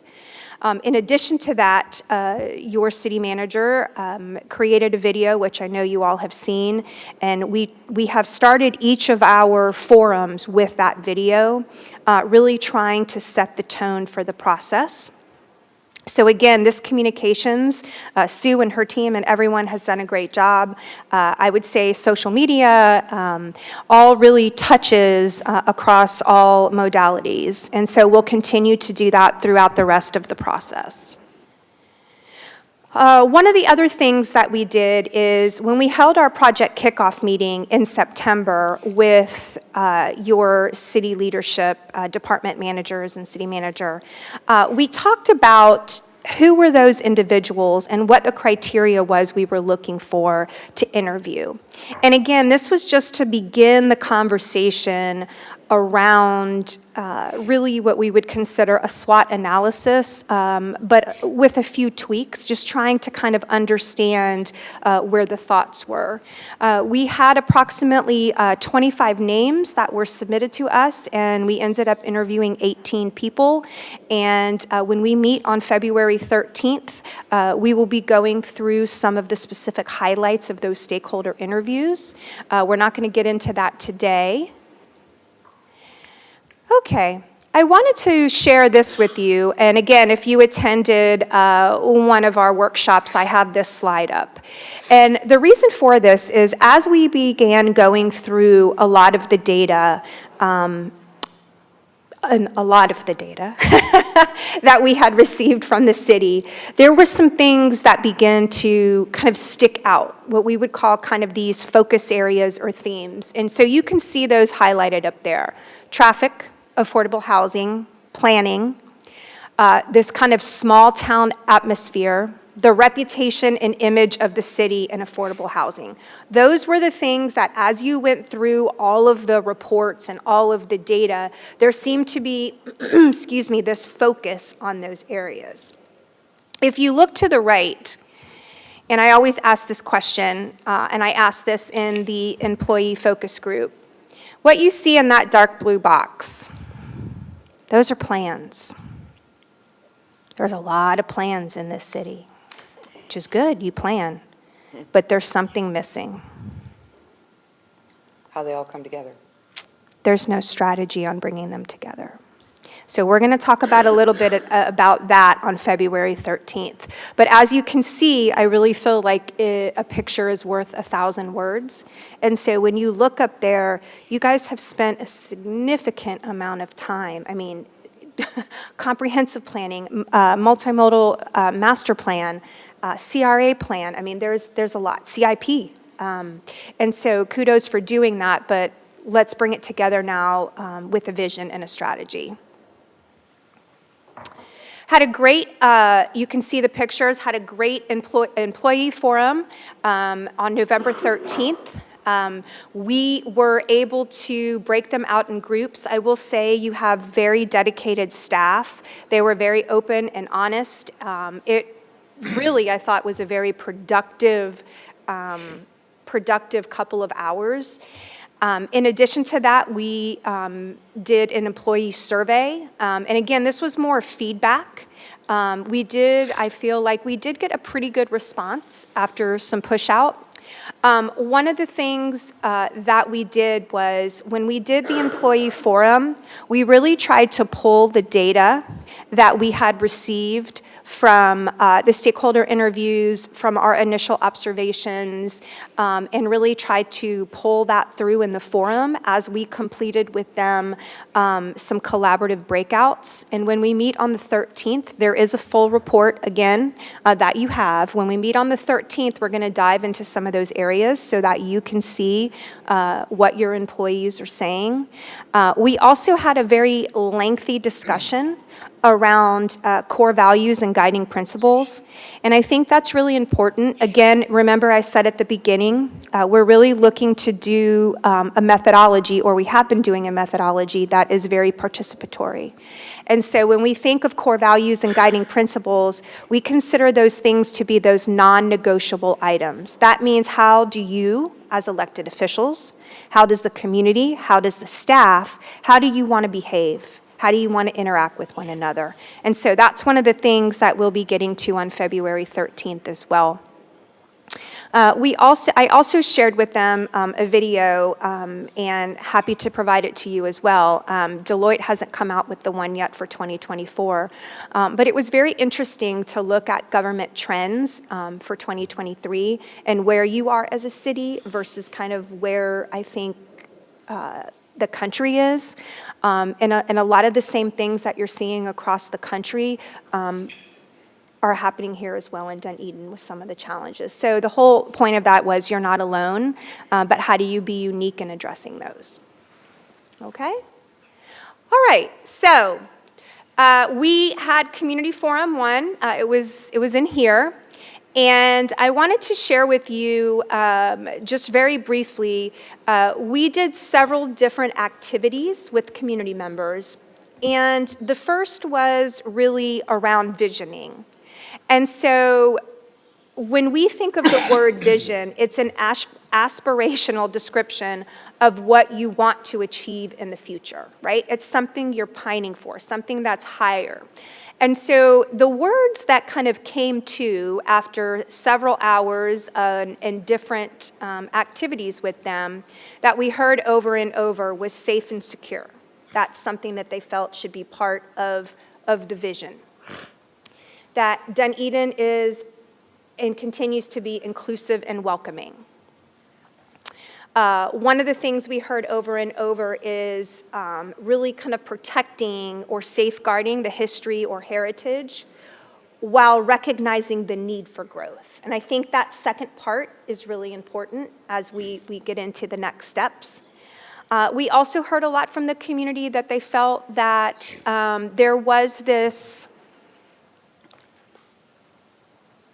not opportunity, but that there was this really, Dunedin has become this transitional community. So whether you were born here or you're retiring here, that there's really something for everybody kind of along the life cycle, which was very interesting, which you don't tend to see in a lot of communities. And then lastly, we heard obviously that one thing that was really critical to them was this environmentally conscious, really recognizing that and continuing to be that way. Oh, wrong one. Okay, so mission.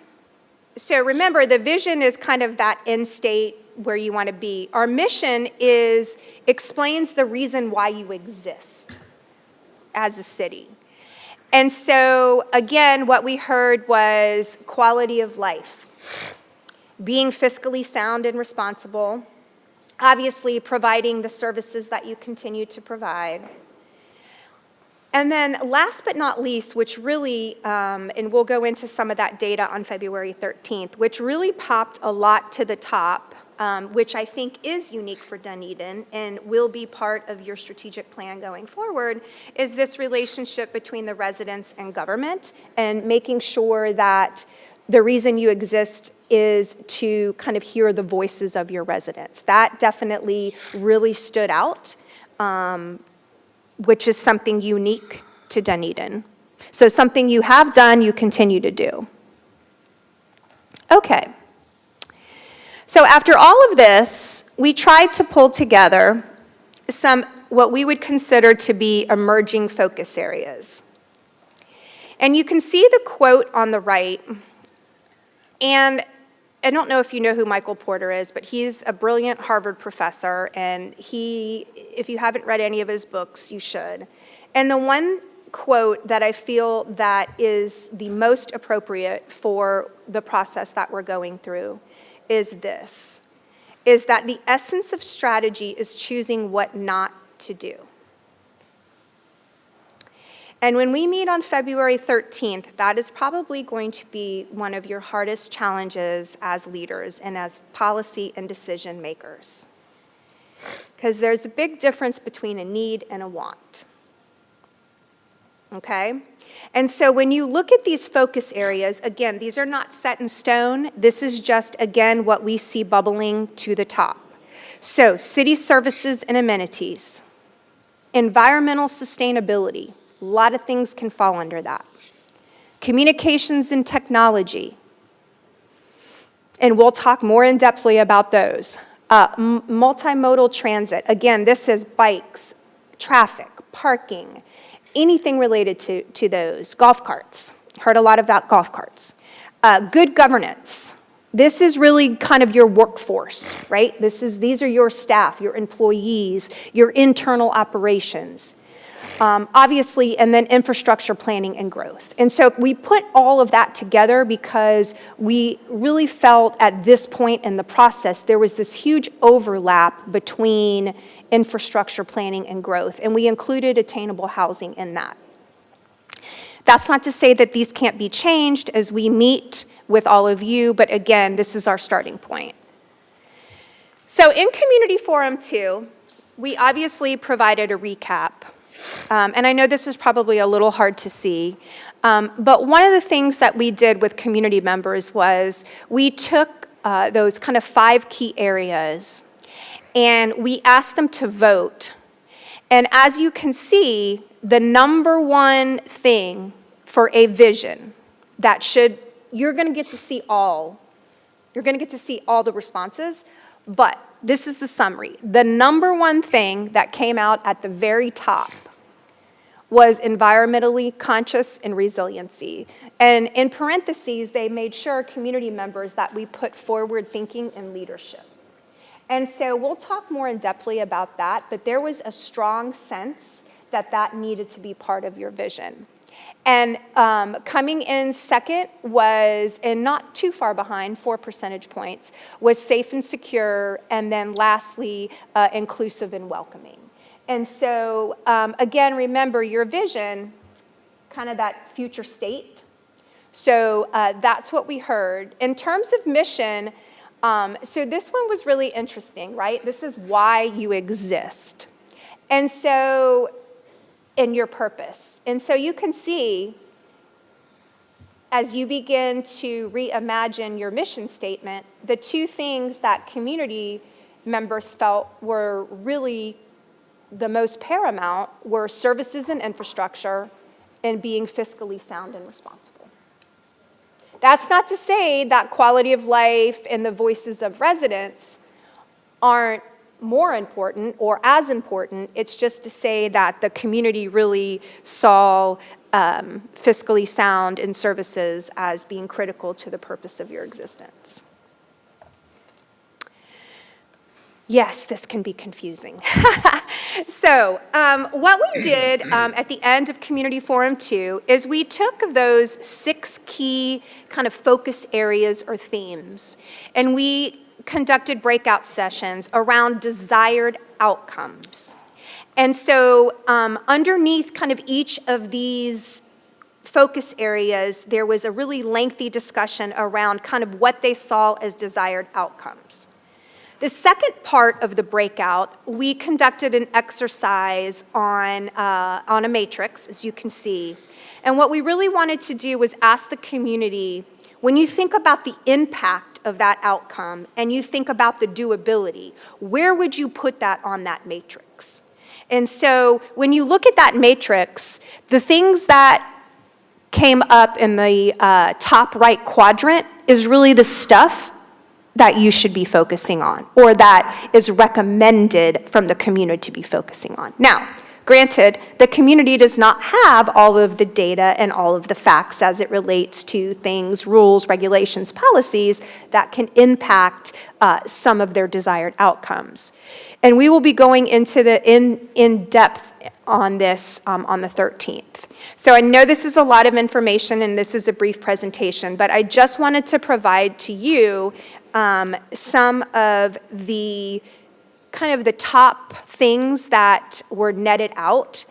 And so if you look at services and amenities, you can see this maintaining the current infrastructure of water and sewer was by far the number one thing, followed by safeguarding and maintaining parks and facilities, and then you can see there's a lot of one-offs.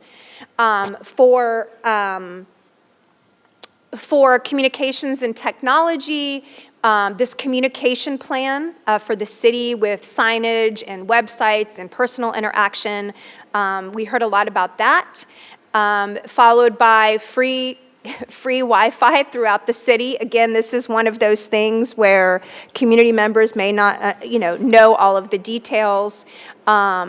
Again, improved website. And then one of the other ones that popped up at the top was ensuring that the neighborhoods affected by decisions are involved in the process. And then environmental sustainability at the very top was increasing the tree canopy, et cetera. And then obviously coastal, keeping the coastal and the waterways clean, and good storm infrastructure, trash management. And so those were kind of what rose to the top. However, when they did the prioritization matrix, there were only 5 of all of these. There were only 5 that were in that top right quadrant. Under city services and amenities, we had increased the tree canopy and maintain and increase green space. Under environmental sustainability, was making sure that affected neighborhoods are involved, as well as government automated permitting, and then under communications and technology was free Wi-Fi. So we're going to go through this all in depth, but my whole point of sharing this with you, and I'm going to do it again in the next slide, is that you can see, I want to say we had over 20, like 27, amongst just these 3 areas, but when you looked at the doability and the impact, there was really kind of 5 key things that rose to the top. And so as we move into the next phases, we will follow a similar process. And here are the last 3. So you can see multimodal, thank you, good governance, and infrastructure planning and growth. And so there was a tie for multimodal. Everything was important. Everything got a 1. Good governance, internships for local students. Again, this was kind of that career job path. Pursuing grant opportunities was 1. And then the top 1 for infrastructure was zoning changes and incentives to encourage shared housing, whether that be for elderly, disabled, et cetera. And so the things that we saw rise to the top in that top right quadrant were a car-free corridor on Main Street and improved bicycle corridors, reduced speed limits on the Pinellas Trail, and golf cart accessibility. And then good governance, we saw high school internships, and I thought this one was really interesting, Employee Citizens Academy style training. So as you can see, there's a lot of data. Here is the most important thing for you. And remember I said at the beginning, homework. So here's what I need all of you to do before February 13th. I need you to review all of the reports from the previous deliverables. There are real-time records on the website for all of the things that we've done. You need to review those. You need to come prepared, having read all of those prior to the leadership forum. Please. Be ready to ask specific questions related or regarding any of the data that we've collected.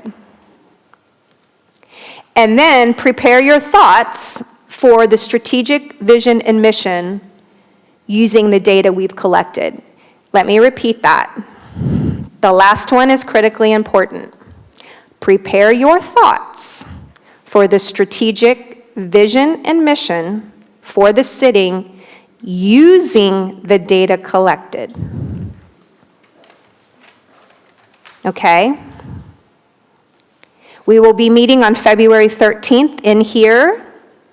The agenda will be posted later today. It is complete.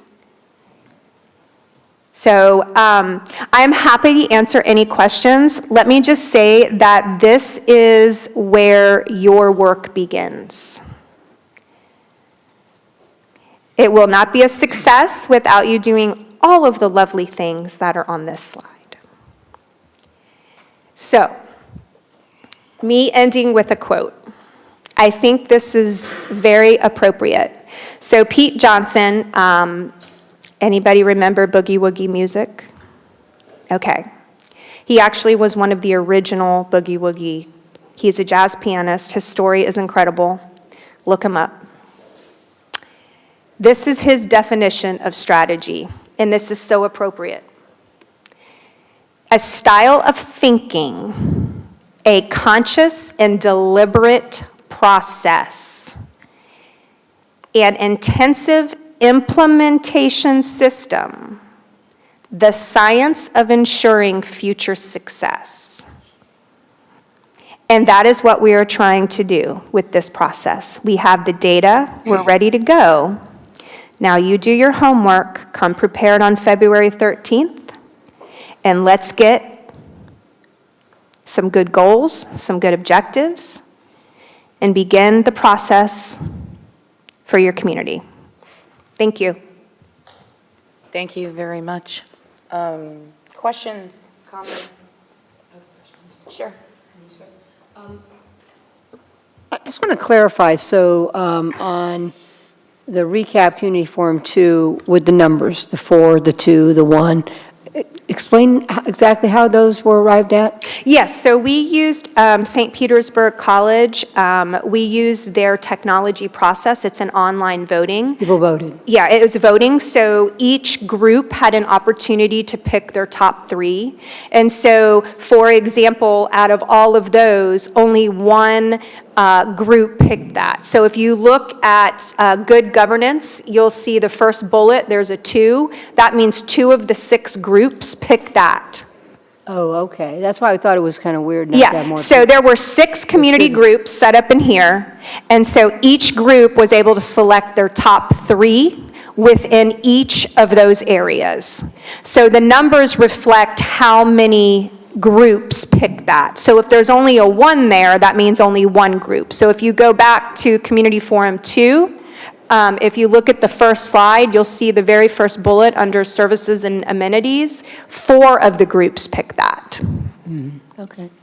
Okay, I got that. Now, I know like the last 3, the multimodal, good governance, infrastructure planning, so the first 3 were done with all the groups. Right? Correct. And the last ones you split up into 2 groups each to handle those.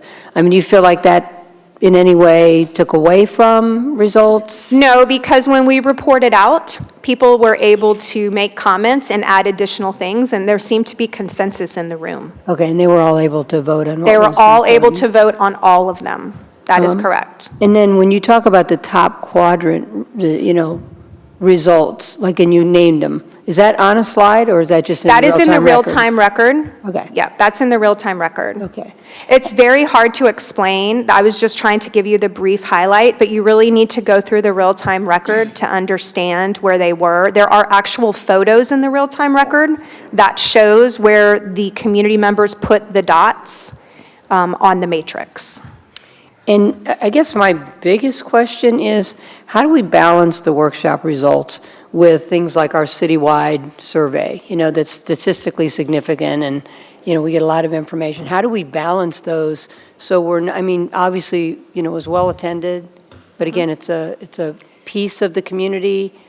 You know, sometimes the pieces are people that have significant passion about a certain issue, and the survey is kind of more, you know, broad-based. So how do we work those together? Yep, that's a great question. So the thing that we are starting with on February 13th is your vision. There is no way that you can do a strategic plan and create goals if you're not sharing the same vision. And so I say that because that's why your homework is so important. You guys are decision makers and policy makers. We are going to provide you with all the data. We are going to facilitate a discussion on February 13th. But at the end of our 4 hours together, 3 hours together, we have to have a vision, because we can't move forward in the process without that. And so to answer your question, you're going to have to take those into consideration as a policymaker and a decision maker. But at the end of the day, we're providing you with that data, and you, as elected officials, are going to be making that recommendation for the vision. And so we have to have the vision, we have to have the mission, and we at least have to know those core values. Once we have those, we can move into the goals. But again, you doing your homework, taking all those things into consideration, and coming prepared, like I said, my last bullet, with your thoughts based on the data for what that vision and mission should be. So it's your role to do that and to bring it together. Yeah, so our homework really is not just the real-time record of this experience. It's anything else that we can draw from, including the surveys, that are going to give us big picture thinking for that day. And I just want to add to that, I think one of the early slides, obviously all the business survey results were provided to USF to review kind of in their data analysis. And what you saw in the very beginning of those items that they kind of saw surfacing between the interviews and then the review of all those plans are a lot of those things that we see in the citizen survey. Planning for the future, affordable housing, parking, traffic. Those are all the high ticket items on. So those have kind of carried through.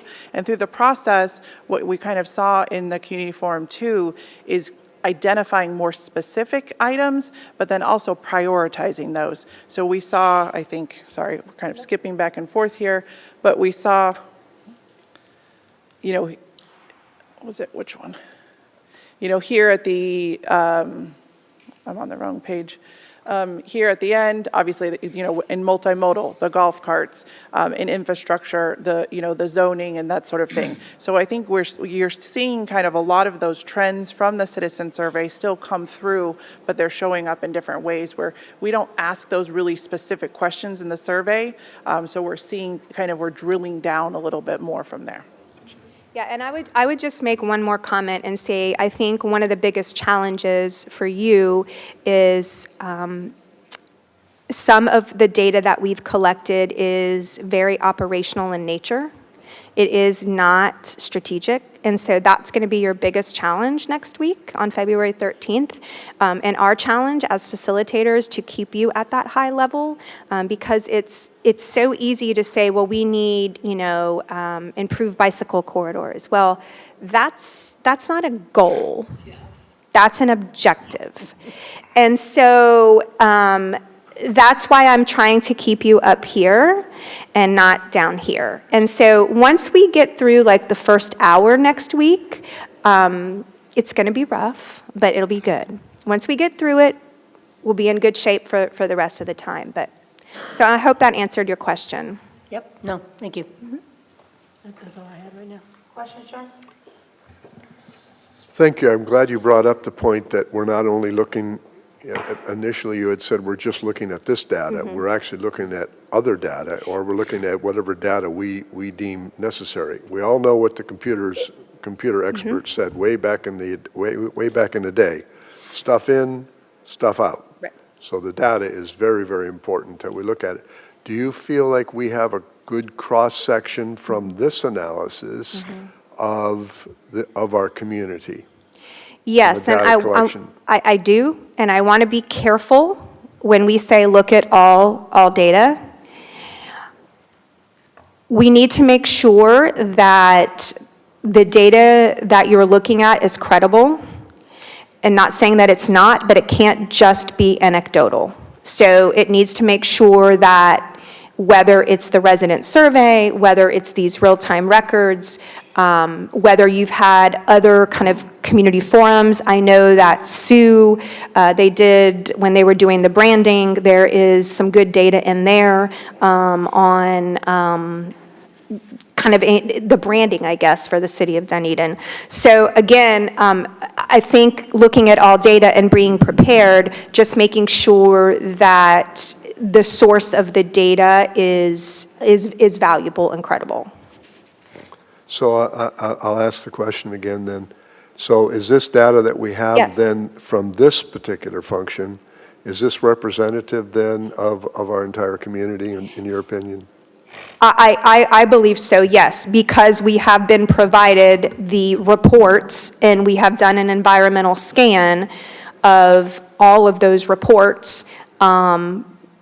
So yes, I would say yes. Now, again, you know, we're not perfect. We probably missed something. So if there's something that's missing, then yes, bring it to the table when we meet next week. But I feel confident in the research that we've done and with our professors that, yes, we have a good base of information to move forward.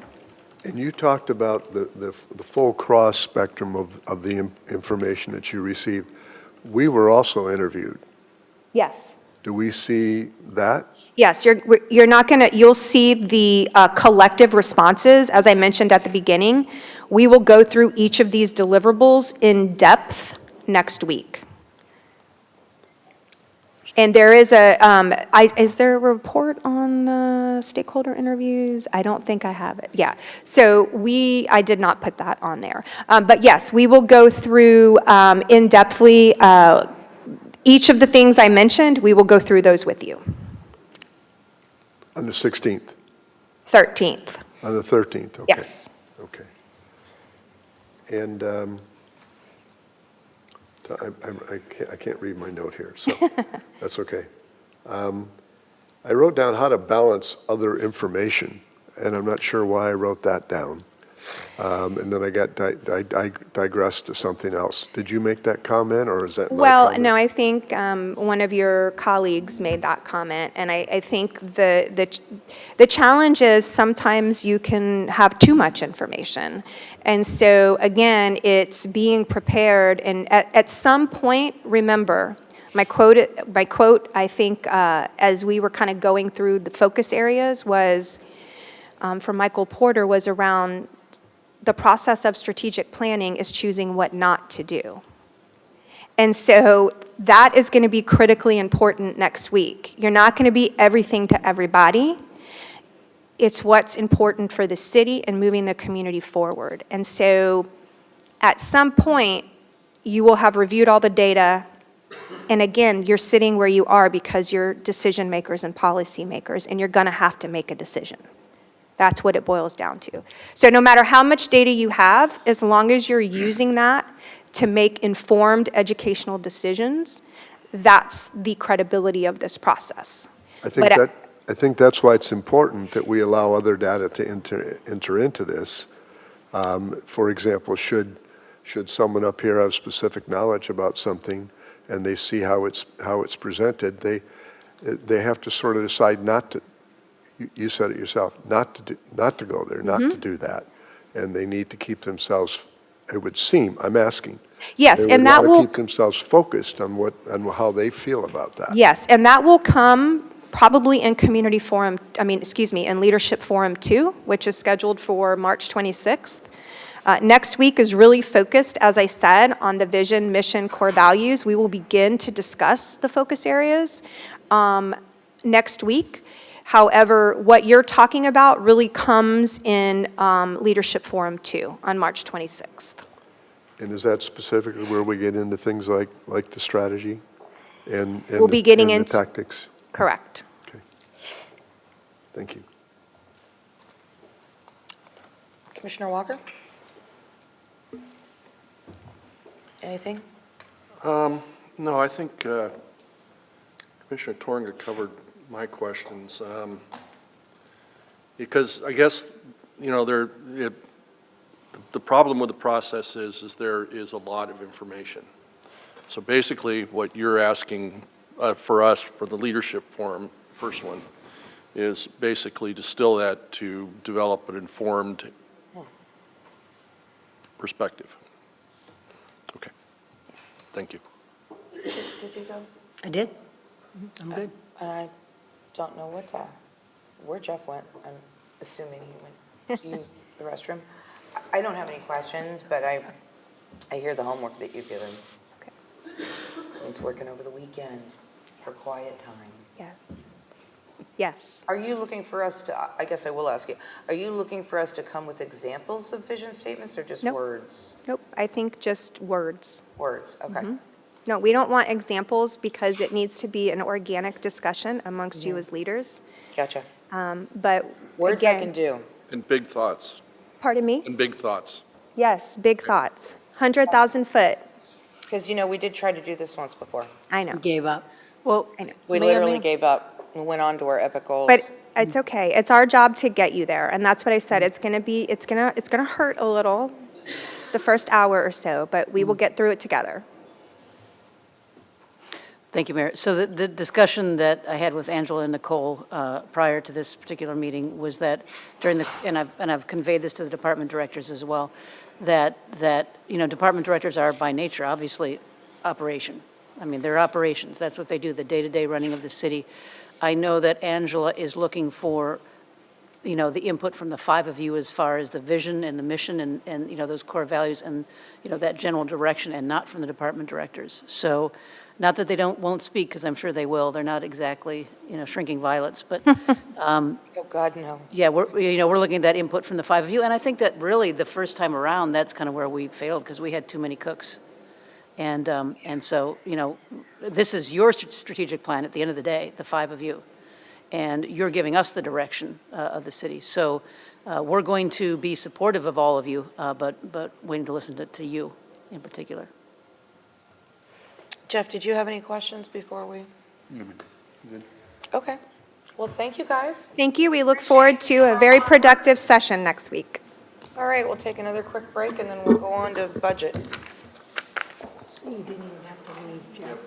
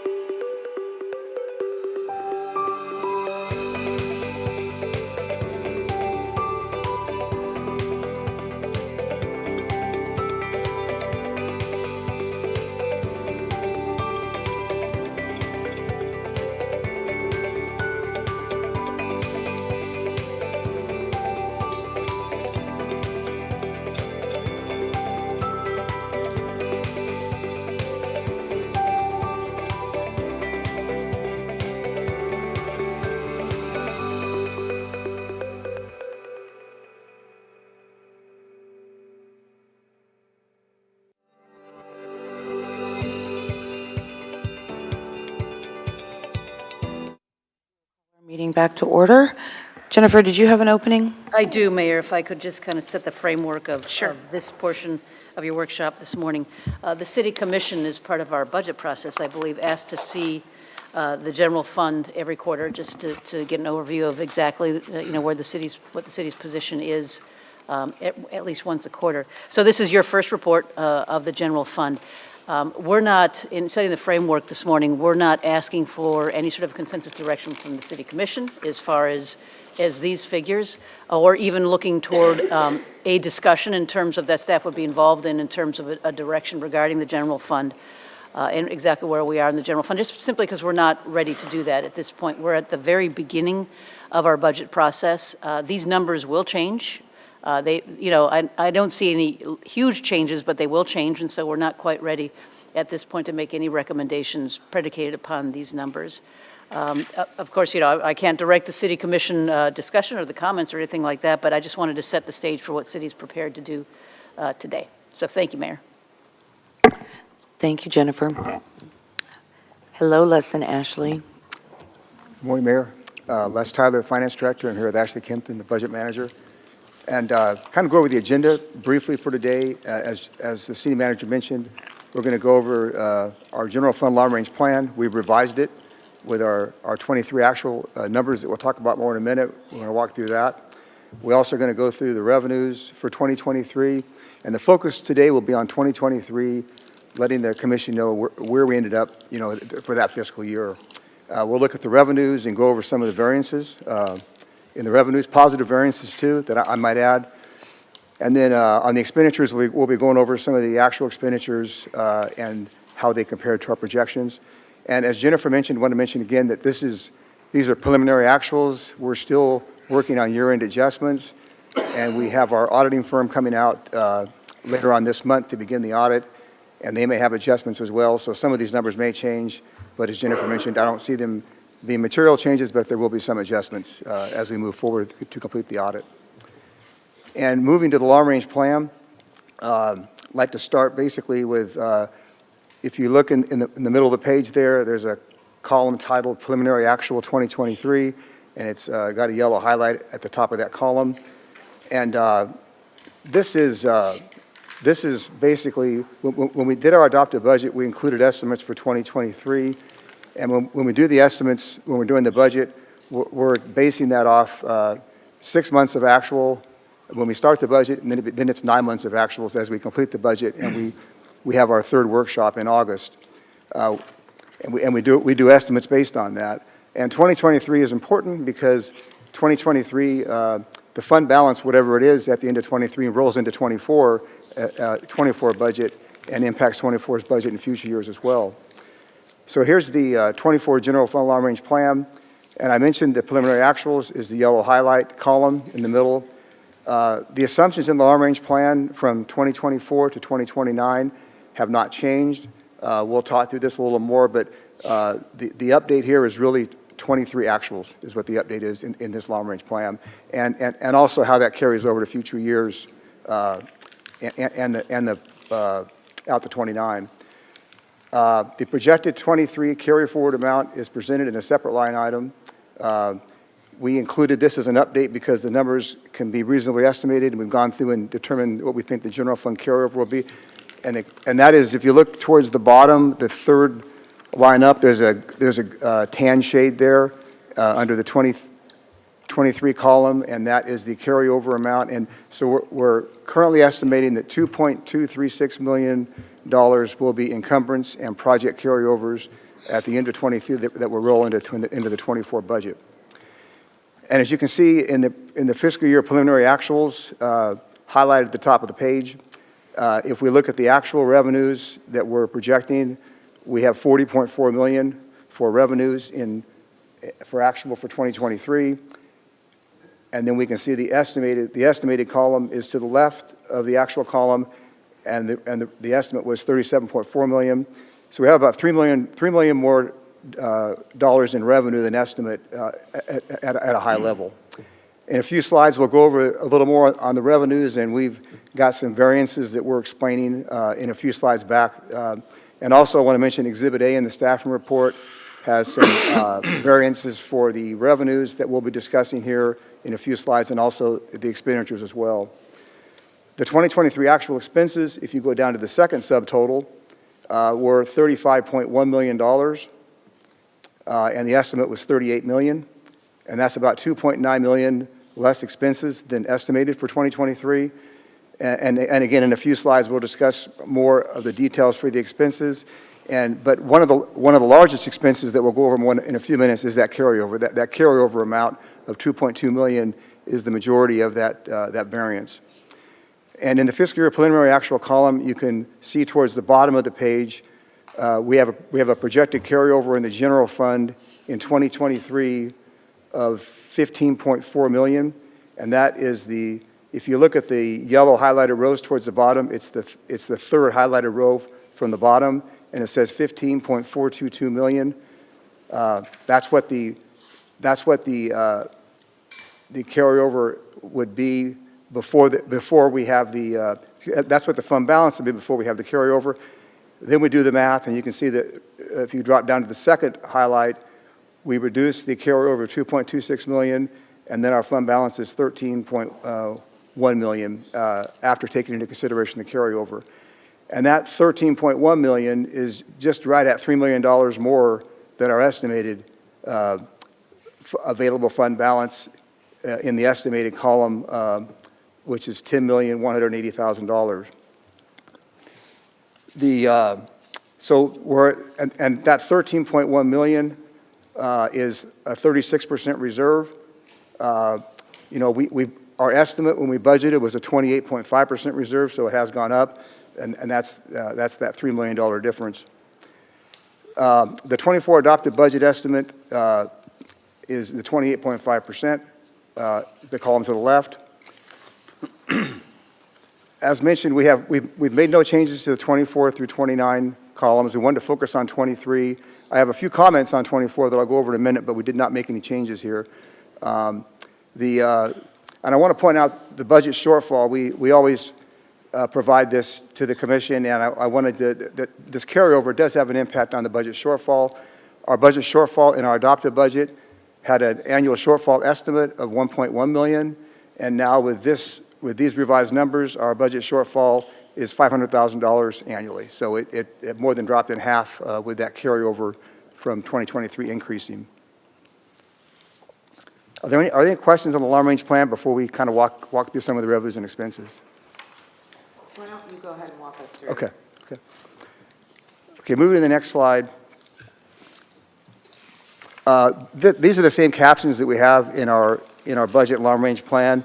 And what I'd like to do is go over, and what we're focusing on really is we show the budget and the estimate by revenue category, and then we have the actuals that we're discussing today, and then we have a variance between the estimated and the actuals on the far right. And I'd like to start with other taxes. The variance there, the majority of that variance was our electrical utility tax, which is part, that funding we received through the Duke Energy bills. We had estimated, we had budgeted that at a pretty conservative number. We increased our estimate about $225,000 during the budget process, but even with that increase in the estimate, it ended up being $266,000 more than our estimate. Our estimate for 2023 was $3.750 million, and the actual revenues were just over $4 million. And the increase in 23 was due to the Duke Energy rates increases. We discussed that some during the budget process. Our city has paid a lot more during 2023 as a result of those increases that were over 10%. But the revenue side of that is being reflected here. And it was about a 10 or 12% increase that they put into effect in January and February of 23. But so about $266,000 is that variance. Also, the simplified communication services tax actual revenues were about $134,000 more than the estimated revenue. And that's another state allocated revenue source. We estimated $1.3 million for that funding source, and the actual revenue was $1.434 million. And the increase in 23 was due to the increase in the state allocation, of course. And the next category is the license and permits. The largest item here is we also have an electric franchise fee with Duke Energy, and we'd adjusted that up in the estimate as well, but the actual revenues were $93,200 more than our estimate. We estimated $3,050,000, and the actual revenues were $3,143,000. So that was again due to the increase of over 10% that took place last January. And also in license and fees, natural gas franchise fee revenues were more than estimate. They were about $38,000, this more than the estimate, and that was basically, in looking at that, the natural gas franchise fee revenue has increased in 23, and actually it increased in 22, and that's been trending a little higher, so we'll be increasing that budget moving forward, and that's the main reason for that variance. On intergovernmental variance, the intergovernmental revenue, the primary one here is the state revenue sharing program, and that's a funding source we receive from the state that is based on about 81% sales tax based, and then 19% fuel tax, 1% fuel tax. And that actual revenue came in $339,000 more than our estimate in 2023. This estimate, our estimate in 2023 was $1.450 million, and the actual revenue was $1.7 million, actually $1,789,000. This increase was due. This revenue source has a true-up every August. Towards the end of August, they pay monthly, and then end of August, they have a true-up, and the true-up fluctuates a lot for this revenue source. The true-up amount in 23 that we received in August of 23 was $270,000, and that true-up 2 years ago was about $23,000, and it moves around, but it was large. It was a very large true-up this year, which was part of that variance. And the next item in this category is we had applied for a grant. The fire department applied for a grant for the SBCA air pack replacements that we purchased last year. And the purchase was done in December of 22, and the cost was about $370,000. But there was a FEMA reimbursable grant for $230,000 associated with that purchase, and that's what, and this particular grant came in September 2023. We did not budget this line item because we often don't budget FEMA grants because you never know when the funding is actually going to take place. We didn't know if it would come in 23 or 24, but it did come in 23, so it's being recognized in 23. So that's about $230,000 of that variance. And the next item is charges for services. The Parks and Rec has program revenues for its different programs at the community center, health center, and all the different locations. That revenue for all of the program revenues was about $300,000 more than our estimate. We estimated in 23 the program revenues in total to be $1,737,000, and the actual revenues were just over $2 million. The Parks and Recreation revenues, they dropped dramatically during COVID, as you all know, and they've rebounded quicker than expected due to renewed programming of staff. The actual program revenues increased year over year. If you look at the actual revenues in 23 versus 22, they increased $314,000 year over year from 23 to 22. In talking to Parks and Rec staff, staff expects the revenue growth to begin to level off moving forward, but we've had some really nice growth in there the last couple of years. And also in that category is the actual revenues for the fire department other charges line item, and that includes EMS services for special events that we have at the city, and also Blue Jays and that sort of thing, assisting there. They were $74,000 more than the estimate in 2023. The estimate was $40,000, and the actual revenues were $114,000. And the reason for this was, and we need to adjust this in our moving forward. The hourly rate for EMS services charged at the employee's rate it used to be charged at the employee's rate, and then in mid-2022, the agreement changed, and we are now charging a flat $51 per hour. So it's a simpler method, and it's also, we're also billing more for the time now because it's a flat hourly rate, which is more than some of the actual hours worked. So, which increased the charge for services in '23 and future years. So we'll be adjusting that moving forward to a more realistic number. On the miscellaneous revenue variance, which is a pretty large variance, the library received a large donation in fiscal year '23 for $515,348, and this will be put as a restricted fund balance for library requests, for the library for different various projects moving forward. And it is not part of the general fund available fund balance, but it'll be reserved for the library's bequest category. And that donation was not budgeted in '23. We were aware of that coming in during the year, and we knew it was going to the reserves, but that is part of that variance in that line item. And also interest income. We talked a lot about interest income and investment earnings some through the budget last year. Our rate of returns have increased dramatically with the short-term rates that went up starting about a little over a year ago. We estimated $500,000 for interest revenue in 2023, and the actual revenue was $638,000. So we had about $138,000 more than the estimate. And again, that's due to the short-term rates increasing. Another category is other miscellaneous revenues. The actual revenues were $65,000 more than our estimate, and that was for a sponsorship donation from Duke Energy for the trail park benches for $65,000 was most of that line item. And also other contributions and donations, another line item, actual revenues were $95,000 more than our budget and estimate, due mainly to Duke Energy also had donations totaling $60,000 in fiscal year '23 for the Gladys Douglas Preserve to Life program. So that covers the revenues at a high level, and then we'll go over the expenses now and kind of some of the highlights there.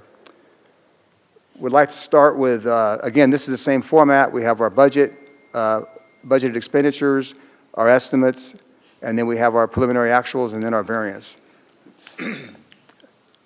And it also shows us by expenditure category.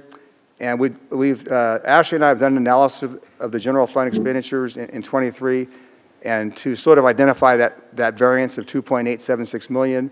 And the largest reason I mentioned before is that carryover. Our estimated carryover is $2,236,000. And again, that's for purchase orders that are open as of 9/30/23. And we have some detail on the carryover that we'll go over in a few slides. Also, city attorney professional fees were actual cost in '23 were $245,000 under budget. Attorney fees have been under budget for both '23 and '22. Staff did reduce this budget line item during the '24 budget by $100,000, knowing that it has been trending under. But that was the biggest department that had a savings during '23. And also personnel costs. We talked about potential labor savings during the budget process, and the labor savings in the general fund due to vacancies was about $412,000. So we had about $412,000 in labor savings for '23. So overall, looking at the general fund, I just want to mention that when I look at each department, the departments did a really good job of staying in budget. Almost every department was under budget, and if the ones that weren't were slightly over. And I just want to point out that I thought, in general, they did a very good job because we are still in an inflationary period, during '23, and it's not easy to stay within the budget plan all the time when you're in that environment. And want to mention that the fact that they did a really good job overall. And the next is the carry forward, and I mentioned the carry forward was about $2.2 million. We just wanted to list it as an example, some of the larger items that drive this carry forward. The first item is encumbrances. These are general encumbrances that are attached to a PO. At the end of the year, the services were rendered in September, but the invoices come in October, November. So that's what that represents, and they're paid in the next fiscal year. We had roof replacements of $350,000, HVAC replacements of $250,000, Patricia corridor enhancements of $156,000, community floors of $110,000, ready for 100 energy audit $100,000, land development code update $100,000, and marina master plan, and also court resurfacing. So those are the large items. Those total about $1.5 million of the $2.2 million.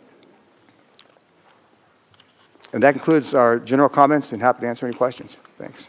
Okay. Vice Mayor, I'll start with you.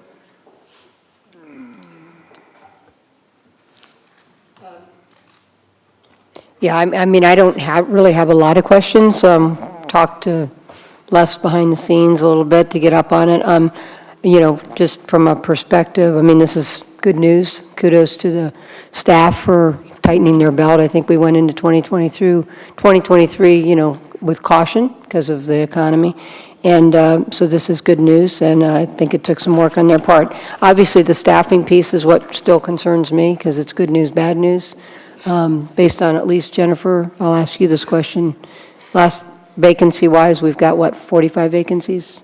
We had 45 vacancies before paying class. We still have 45 vacancies. I know they're not the same vacancies, but my point is, you know, I just want to make sure we're approaching those issues in a good way. 45 total vacancies as of a couple weeks ago. Of those, there are about 10 that have been recruited and are in various stages of onboarding. Great. No, I mean, I don't really have a lot of questions. I think that this is good news, and I think it will help us as we move forward into our budget. And again, I know that it's not, these aren't final either, so we'll see how they adjust out. Thank you. Commissioner Tonga? Thank you, Mayor. Thank you, Mayor. I'm going to save a whole lot of time for everyone. I did review each one of the numbers, the entire package. Listening to the presentation here, it's fast, it's quick, it has to be, and there were no surprises having looked at them before. So I'm going to go ahead and say that I don't have anything specific at this point in time. As they said, it was just a quick review so we could see where we stood. So I appreciate that. Commissioner Gao? Thank you, Mayor. Just actually more for the public, just a real quick question. Les, is just, can you remind me or the public, what's the difference between budget and estimated? Yeah, that's a good question. The budget is our adopted budget in 2023, and then when we begin the budget process for 24, we create, every year we create this estimated column, and that's really our estimate of where we're headed at the end of the year. And we use that estimate to develop our 24 budget too, but the estimate is our estimate of what 23 will actually be, we think it will be from a revenue or expense standpoint, and we use that to kind of drive our 24 budget, and that estimate rolls into 24 as well as we develop the budget. Okay, thank you. And when it comes to the revenue, and right, budgets are always kind of built with a historical perspective. What's going on? What are the trends like? How much of our revenue is kind of still in the quagmire of COVID and things of that nature, in guesstimating where revenues are going to go based on shutdowns and things? Yeah, I think if I look at our revenue, if I look at the major revenue sources, which are property taxes, sales tax, electric tax, I just mentioned revenue sharing, those 6 items make up about 80% of our revenues. I would say the last 3 years since COVID, those have grown at a much higher rate over that 3-year period than they had before COVID. They were pretty flat. Sales tax was pretty flat. Well, sales tax averages 3% a year. I mean, I won't say flat. 3% a year is kind of what sales tax has averaged long-term here, or in general in the state, from what I've seen. But I think the last 3 years since COVID, coming out of COVID, or 2 years, I think we've had some really nice revenue growth, and some of that's just for Duke increased their rates. That's how that revenue item went up last year, during 2023. And as a matter of fact, on Duke, I mentioned a thing for 24. When we developed the 24 budget, our estimate from Duke was they'd have a 3% increase in 2024. Well, now we've been told Duke has a 7% decrease in their rates for commercial. So that's good news from an expense standpoint. So our expenses for '24, we increased our estimated electrical costs as a result of that 3% increase. So our expense side for '24 is we're going to be under budget in general because we budgeted that 3% increase. But on the revenue side, we'll get less revenue than we did more than likely than we did in '23 because they reduced rates by 7%. So I just want to, but overall, I'd say that for most revenue categories, I think we've had some pretty good growth the last couple of years. I think some of them will level off some, but I think we've had some really good growth the last 2 or 3 years since COVID. Mm-hmm. And I know we had some pretty robust conversations during the budget process for '24, and a lot of it was based on certainly where we were in '23. And I know I'm probably not alone on the dais when I look at that percentage of 43% was not what was in my head. And so I don't know whether that's a good number or a bad number. It's a concerning number for me. But we're still preliminary stages, and we're starting to go through starting the strategic plan, the budget process for '25. So I think we'll have much more conversations to have about that. So there's no need to do it today. But I just found it interesting. Thank you. That's very much. Thank you, Mayor. Rob? Yes, ma'am, thanks. This is probably more of a budget process question, but why do we call it preliminary actuals versus just actuals? Only because I mentioned that we know we're going to have, we're still doing year-end entries, and some of those entries may affect these numbers, so just only for that reason. And the auditors may have an entry or two that may affect them too. Okay, great, that's perfect. And just to drill into this, what we're seeing right now in the underrunning of labor expenses, is that all due to unfilled vacancies? Yeah, I would say the majority of it is yes. Yeah, it is. I mean, some departments more than others have labor savings, but yeah, I would say the majority of that is due to vacancies. Yeah. Okay. All right, no, thank you very much. Thank you. I presume when you're looking at these numbers that you're looking at what you plan for '24, right? Yes, some, yes. Any yeah. concerns? I saw No. a couple things that jumped out at me about. Well, that's a good question. I look, when I look at '24 revenues budget, I looked at this a little bit this weekend. For The other taxes look low. Yeah, I think our revenues in '24 are going to be about, looking at 4 months of actual, I've looked at 4 months of actual '24. I think our revenues in '24 are going to be about $1 million more than what we have now. Yeah, we've got interest earnings we were conservative on interest earnings. We weren't sure when the feds were going to start reducing rates or the feds, the short-term rates. They're going to do it, we just don't know when. So I think interest earnings are going to be better than our budget, and there's a few other line items, but I would estimate about $1 million more in revenue in '24 than we have here. So when we look at the budget, I guess starting in May or June, you'll have those estimated numbers there. We will, yeah, for sure. And on the expense side, I think the expenses for '23 were really, if you take the carryover into consideration and the labor savings may not be a good thing, but it is what it is. We were pretty much really close to budget plan on the expenses when you pack that in, which is, I mentioned the departments did a good job. And But so you've got a huge jump in operating. we do, and some of those were ISF charges and things like that, if you recall. I mentioned part of that increase in operations was Duke Energy, and so we're going to be under budget with Duke for sure in some of these categories, as I mentioned, because they actually did reduce their commercial rates. But yeah, but I think the labor budget's pretty solid, with the adjustments we made last year for the '24 budget. So I think our expenses, will stay on plan and be pretty close, but I do think the revenues will be a little more than we have here. Well, I think when you look at it, I mean, Yeah, I know you're looking at the preliminary actual at the 43%. But then just look at the next year and the next year. I do, yeah. You know, I mean, it's just a temporary blip that isn't going to stay there. When it's really the 36.9. Yeah, I'm sorry, you're right. But still, I mean, then you're going down to, for 2024, we're now showing to end it with 27%, and then 2025, it's 21. So, you know, I don't think that's a bad thing right now. I also think if there is a little something extra, well, we've got a lot of projects that are maybe running short here or there. So I just throw that out there to, for those purposes, and Right. things that we actually moved out. Right. And that's why I just kind of, it was more of a comment, but Yeah, it'll play out during this strategic. It will. session. Yeah, I'm not. it will. Needs to. And I think it's just really important for us to acknowledge the hard work you guys have done.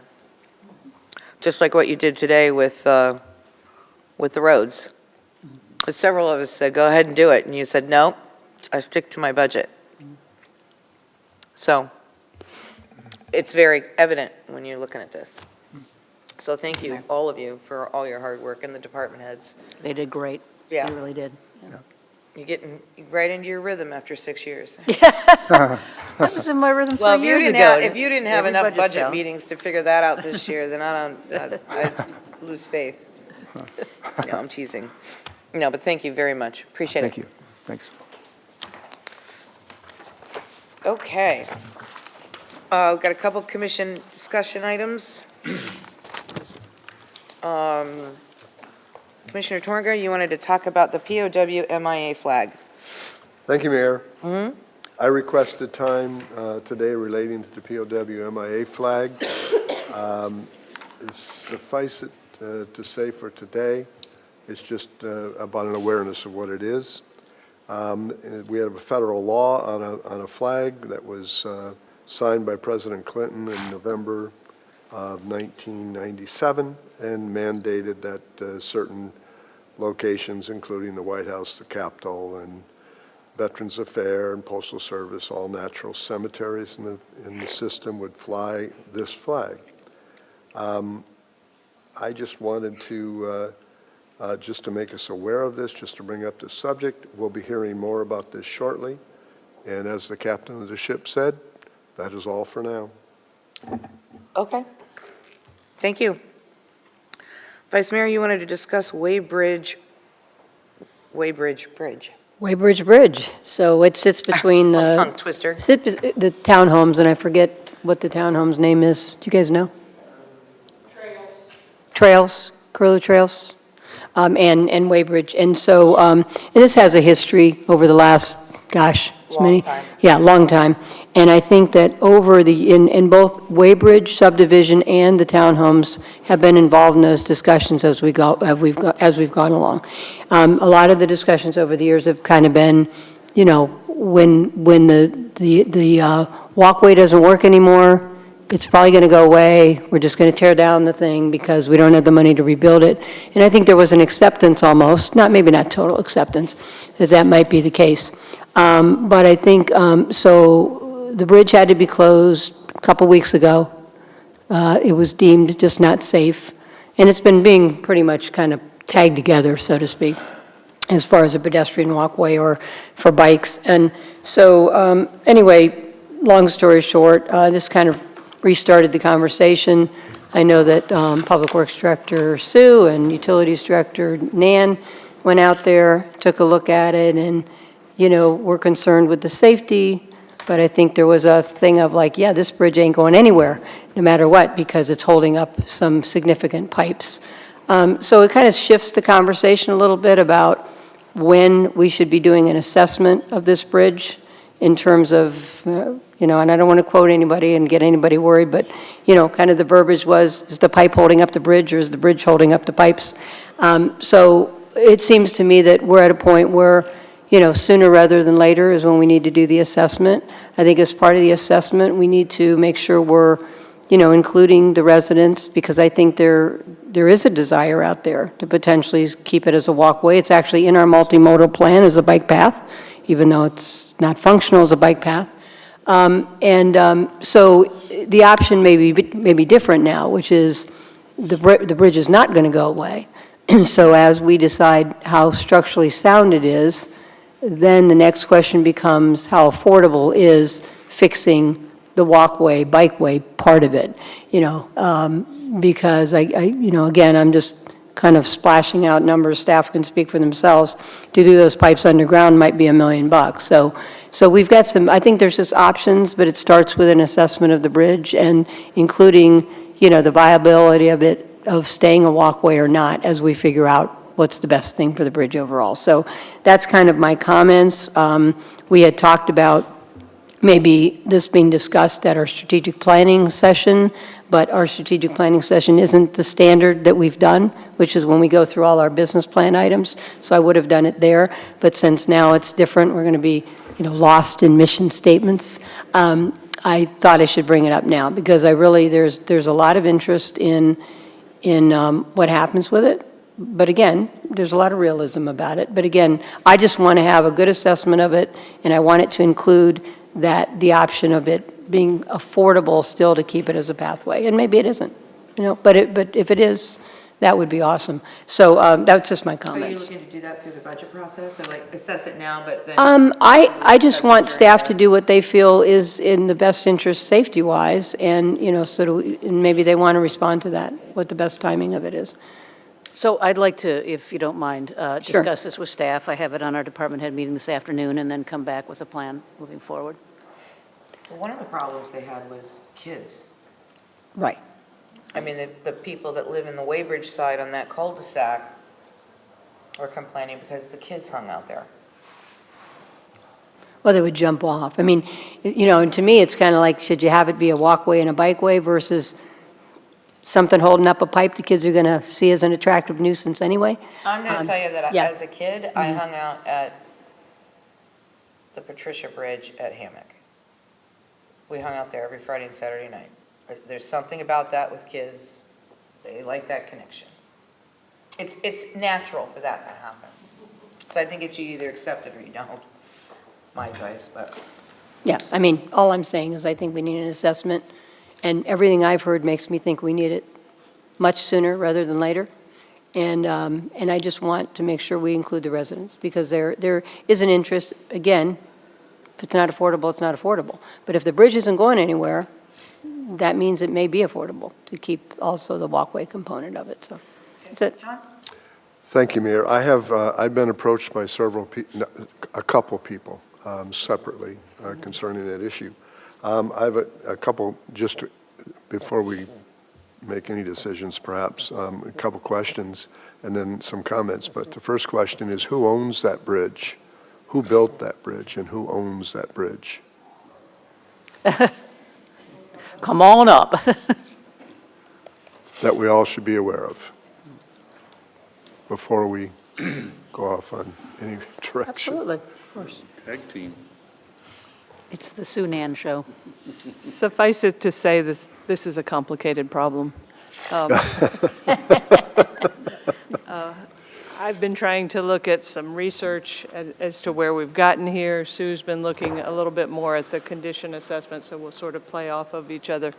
It was Scarborough who built the bridge. The bridge plans were 1978. I don't know the actual date they got built, but that range of time.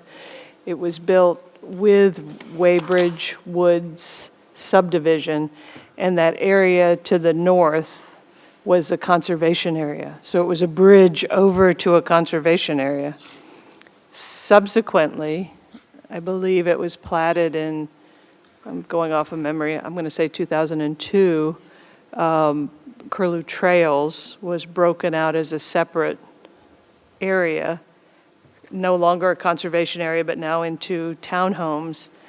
And the property ends right at the base of the bridge. And in fact, the Curlew Trails plat has absolutely no public access to the north.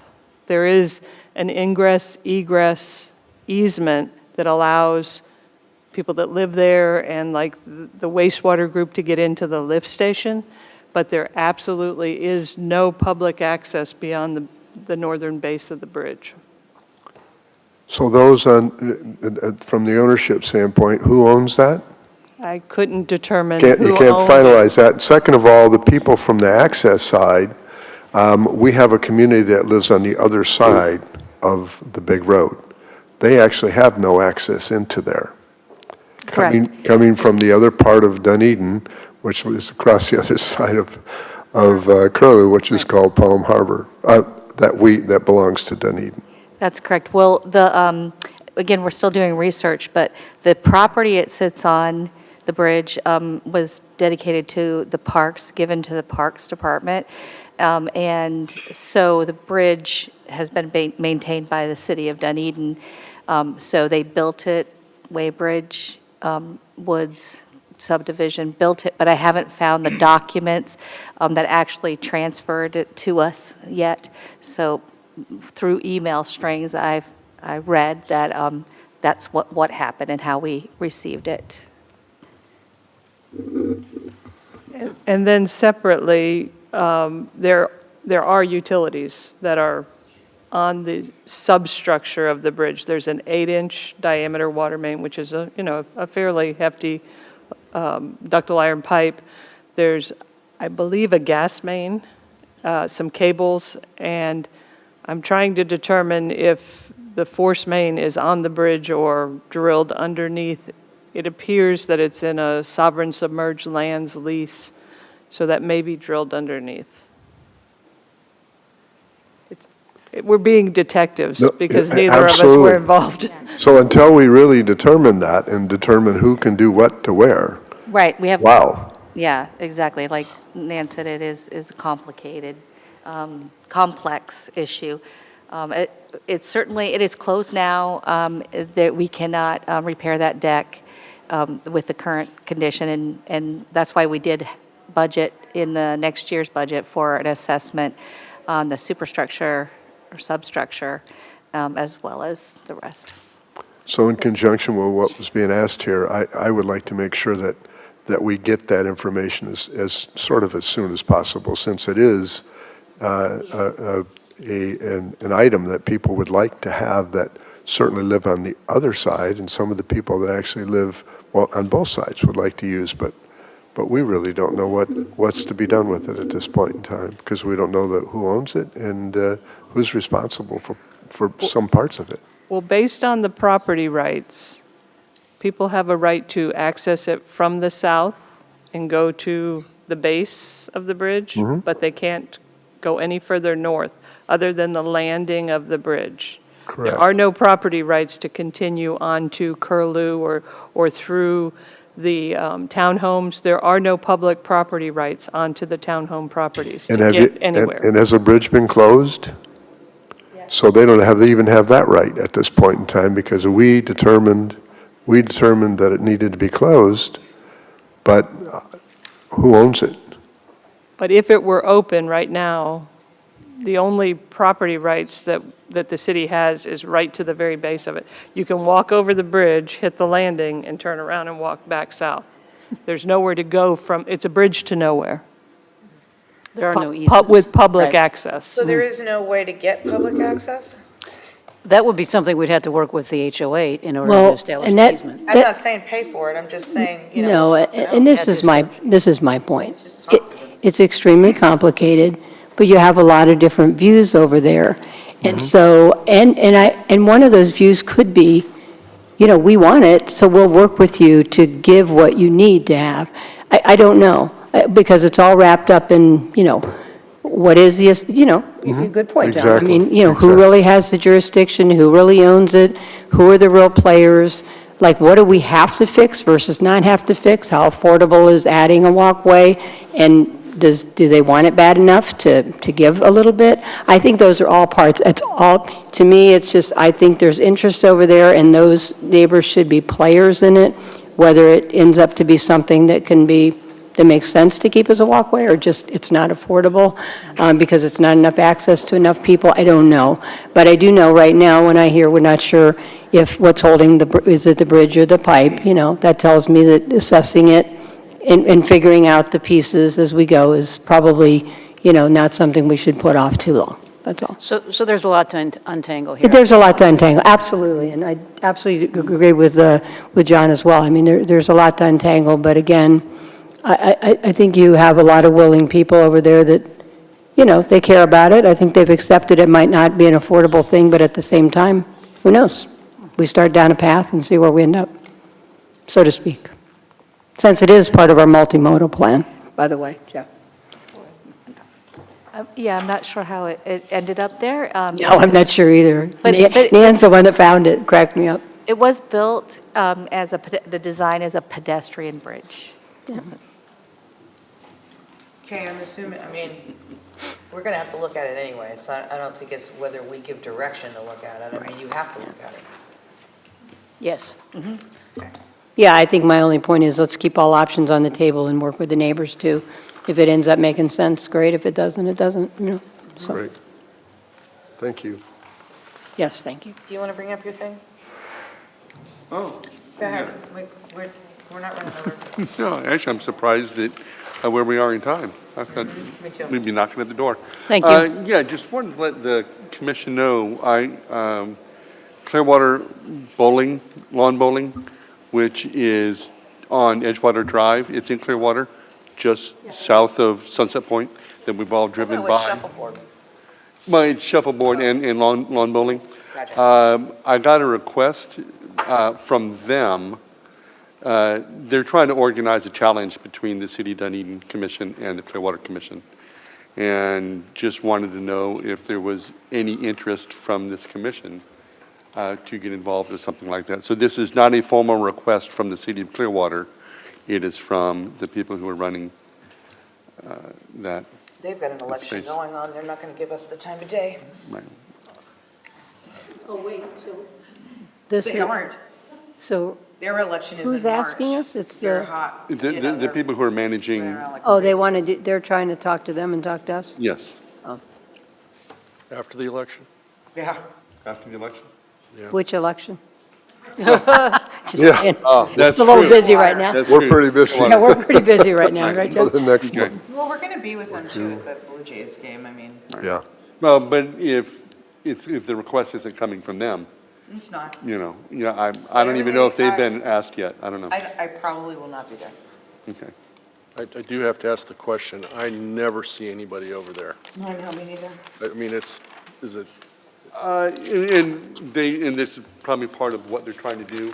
Certainly, COVID kicked them in the teeth. It is primarily a Canadian and Scottish sport.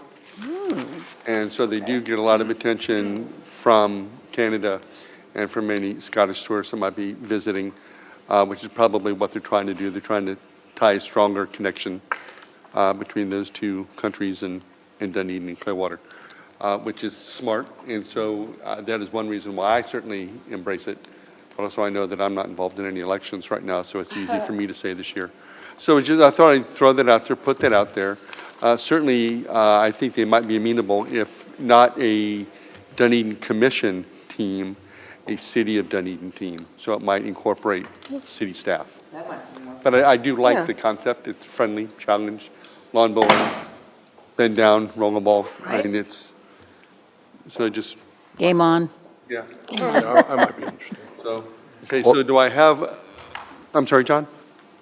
I thought you were going to, Jorge looks like he's ready to play, and he's got his outfit at Yeah, I home, would so. not. Vince count is on- totally ready. okay. I'm So, just pretty busy, but right. y'all could go ahead. without me. And so how about we just open it up to a City of Dunedin team? Yeah, that Sure. sounds good. And if that ends up being all commission, great. If not, then that's fine too.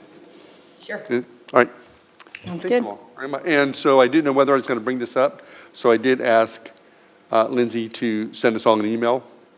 So we might have already gotten that email, not quite sure yet, so disregard that email since we talked about it on the dais. Okay, city clerk's update. I don't have anything, Mayor, thank you. Okay, city manager's update. Yeah, just a couple things very quickly. First of all, in regards to Energov, we are not live. We are at this not point. live? We are not live. We had some issues with cashiering. Which one is this? This is the, Energov is the building module. Online Community permitting. development. Online permitting. Yeah, module number 3 of ERP. And so we had some issues with cashiering. We had some issues, minor issues, actually with the third pass of information. And so last Friday, Michael Nagy and I spoke with the Vice President of Civic Engagement of Tyler Technologies, as well as the Director of, they call it EPL now. Hi, Barry. Call it EPL now, and that's the new name for their application, and expressed sincere and great displeasure on the timing. Michael put together a really good timeline of Energov. Suffice it to say, we have a strategy moving forward right now, a good strategy, a strong strategy. We will have implementers here in the city of Dunedin when we go live. I'm not going to give you a date, but I have dates. They will be here pre-go live, during the go live, and after the go live as well. Don't give dates. And no, I didn't give a date. It never happens. Yeah, and we will also have, we will not be paying any more, we'll not be dedicating funds to Energov anymore. We've paid for it already. We're not paying for travel for the implementers. Tyler is paying for that. And so I'm confident that this go-round, they'll be here and we will go live within the time frame specified. Question. Yeah. I know you're not going to give dates, but you must have gotten off that call with some sense of worst-case scenario. I did, yes. I have specific dates when the implementers will be here, when we'll do the pre-go live, and post-go live. Is it before a year, or It is, it most is certainly it is. before 6 months, It most certainly is, yes, 3 months? yes. Okay, thank you. It is. And one other thing too, Mayor, just to bring you all up to speed really quickly, we did have a meeting last Wednesday, which is January 31st, with North Douglas. And that was a follow-up meeting that we committed to last November. It was a good meeting. We were able to articulate what we've done in the intervening period, what we have yet to do. We had a couple videos to share with them. Was Tracy there? And got their input. No, I don't think so. No. Because, I mean, she posted yesterday. I know, I saw it. And then the other, we also had a meeting with a consultant to talk about remedies in the North Douglas area as well. It's a different set of issues in North Douglas. Putting everything on the table, looking at short-term, long-term, and midterm remedies for their sunny day flooding, as well as, what kind of funding we're looking at for the North Douglas area. So we have been active in both of those. I did see, as in association with a Facebook page for that one person, that the city hasn't been doing anything. The city's been doing a lot and interacting with those residents quite a bit, so. Well, I'm just disappointed that she's not there, but she's posting on social media. And that's several times now, right? So, Yes, that's true. Thank you, Mayor. city attorney update. Nothing? Nothing. Nada? Okay, final commission comments on your liaison positions. Vice Mayor? Welcome back, Blue Jays. We'll be before we meet again. I think it's the 17th. So golf cart parade, lots of fun at the ballpark, welcoming back the Blue Jays and just having fun. It was a big success last year that way. I think brought a lot more families in, and so hopefully it'll be the same way. I did want to mention also that I was in attendance, as was Commissioner Walker and the mayor, at the Dunedin International Film Festival Gala with the red carpet. We all walked down the red carpet for the film festival, and anyway, it was great. And the mayor gave a key to the city to Martin Cove, and I need the pictures. oh, okay, sorry. Well, I'm just getting them, so I'll look at them. And for those that don't remember, Taste of Love is going to be on Hallmark Channel Monday, February 19th at 8 p.m. So anyway, it's obviously great views of the city. So if you don't, even guys that don't really like, the chick flick Hallmark stuff, it's great views of Dunedin. So it's well worth tuning into. So It's an acquired taste. exactly. Actually, I think Jeff likes them too, the Hallmark movies, right? I love Hallmark Channel. Yeah, I love Hallmark Channel. Oh, yeah. So, yeah, it's You don't want to know what my husband calls that channel. okay, we won't get into that No, because no, we're I excited won't about say Hallmark it. Channel. Okay. All right, anyway, that's all I had to report. Thank you very much. Okay. Commissioner Torno? Thank you, Mayor. Relating to our Dunedin Golf Club, they appear to be ending the, shall I say, season very, very strong. That's in relationship to my liaison position. Chair Huffaker is always on the top of his game, and I'll leave it at that. Suncoast League of Cities have recently, within the last 2 weeks, had a meeting again to review some of the key legislative issues for us to bring forward to our various senators and representatives. Additionally, I did go up to Tallahassee, spent some time with a number of people, but also in a couple of cases for Dunedin alone, mostly all relating to home rule, of course. We met with Representative Anderson as well as Burfield and Senator Hooper and some other members of Congress as well, just bringing some of the points home that relate to home rule and the importance of allowing us to attempt to do what we do best, or what we're supposed to be doing best, and that is to run the municipal government. And so just seeking their support to do that, and some really good meetings with those folks, as well as some various others that we did meet with. So there's just a lot of things going on. As we all know, there's normally about 1,000 bills. They're still in some subcommittees. If they don't make it out of that, of course, we won't see them. So we'll see. I guess we'll see what happens. We gave our input to the best of our ability. Thank you. Thank you. Commissioner Gao, anything? I want to congratulate the Dunedin High School girls soccer team, second year in a row, district champs. All right. Go Lady Falcons. Yay. Rob? Just a reminder, Dunedin Cares Gala is on March 3rd, Sunday. We all have the save the date, should be getting some more details out here shortly. Second item, we're in the planning stages for the garden party, and that will be April 21st. Okay. I sent you all the letter from Forward Pinellas to Sigley and what they're trying to do to regional NPOs, which is, not great. We have a workshop next week to talk about the long-range transportation plan. And of course, everybody's eyes start rolling as I start talking about tourist transportation. So it ought to be a lively meeting. I think that's about it that I have to report. The History Museum, that meeting is next week. So, I haven't been since the holidays. So I don't really have a whole lot to report right now.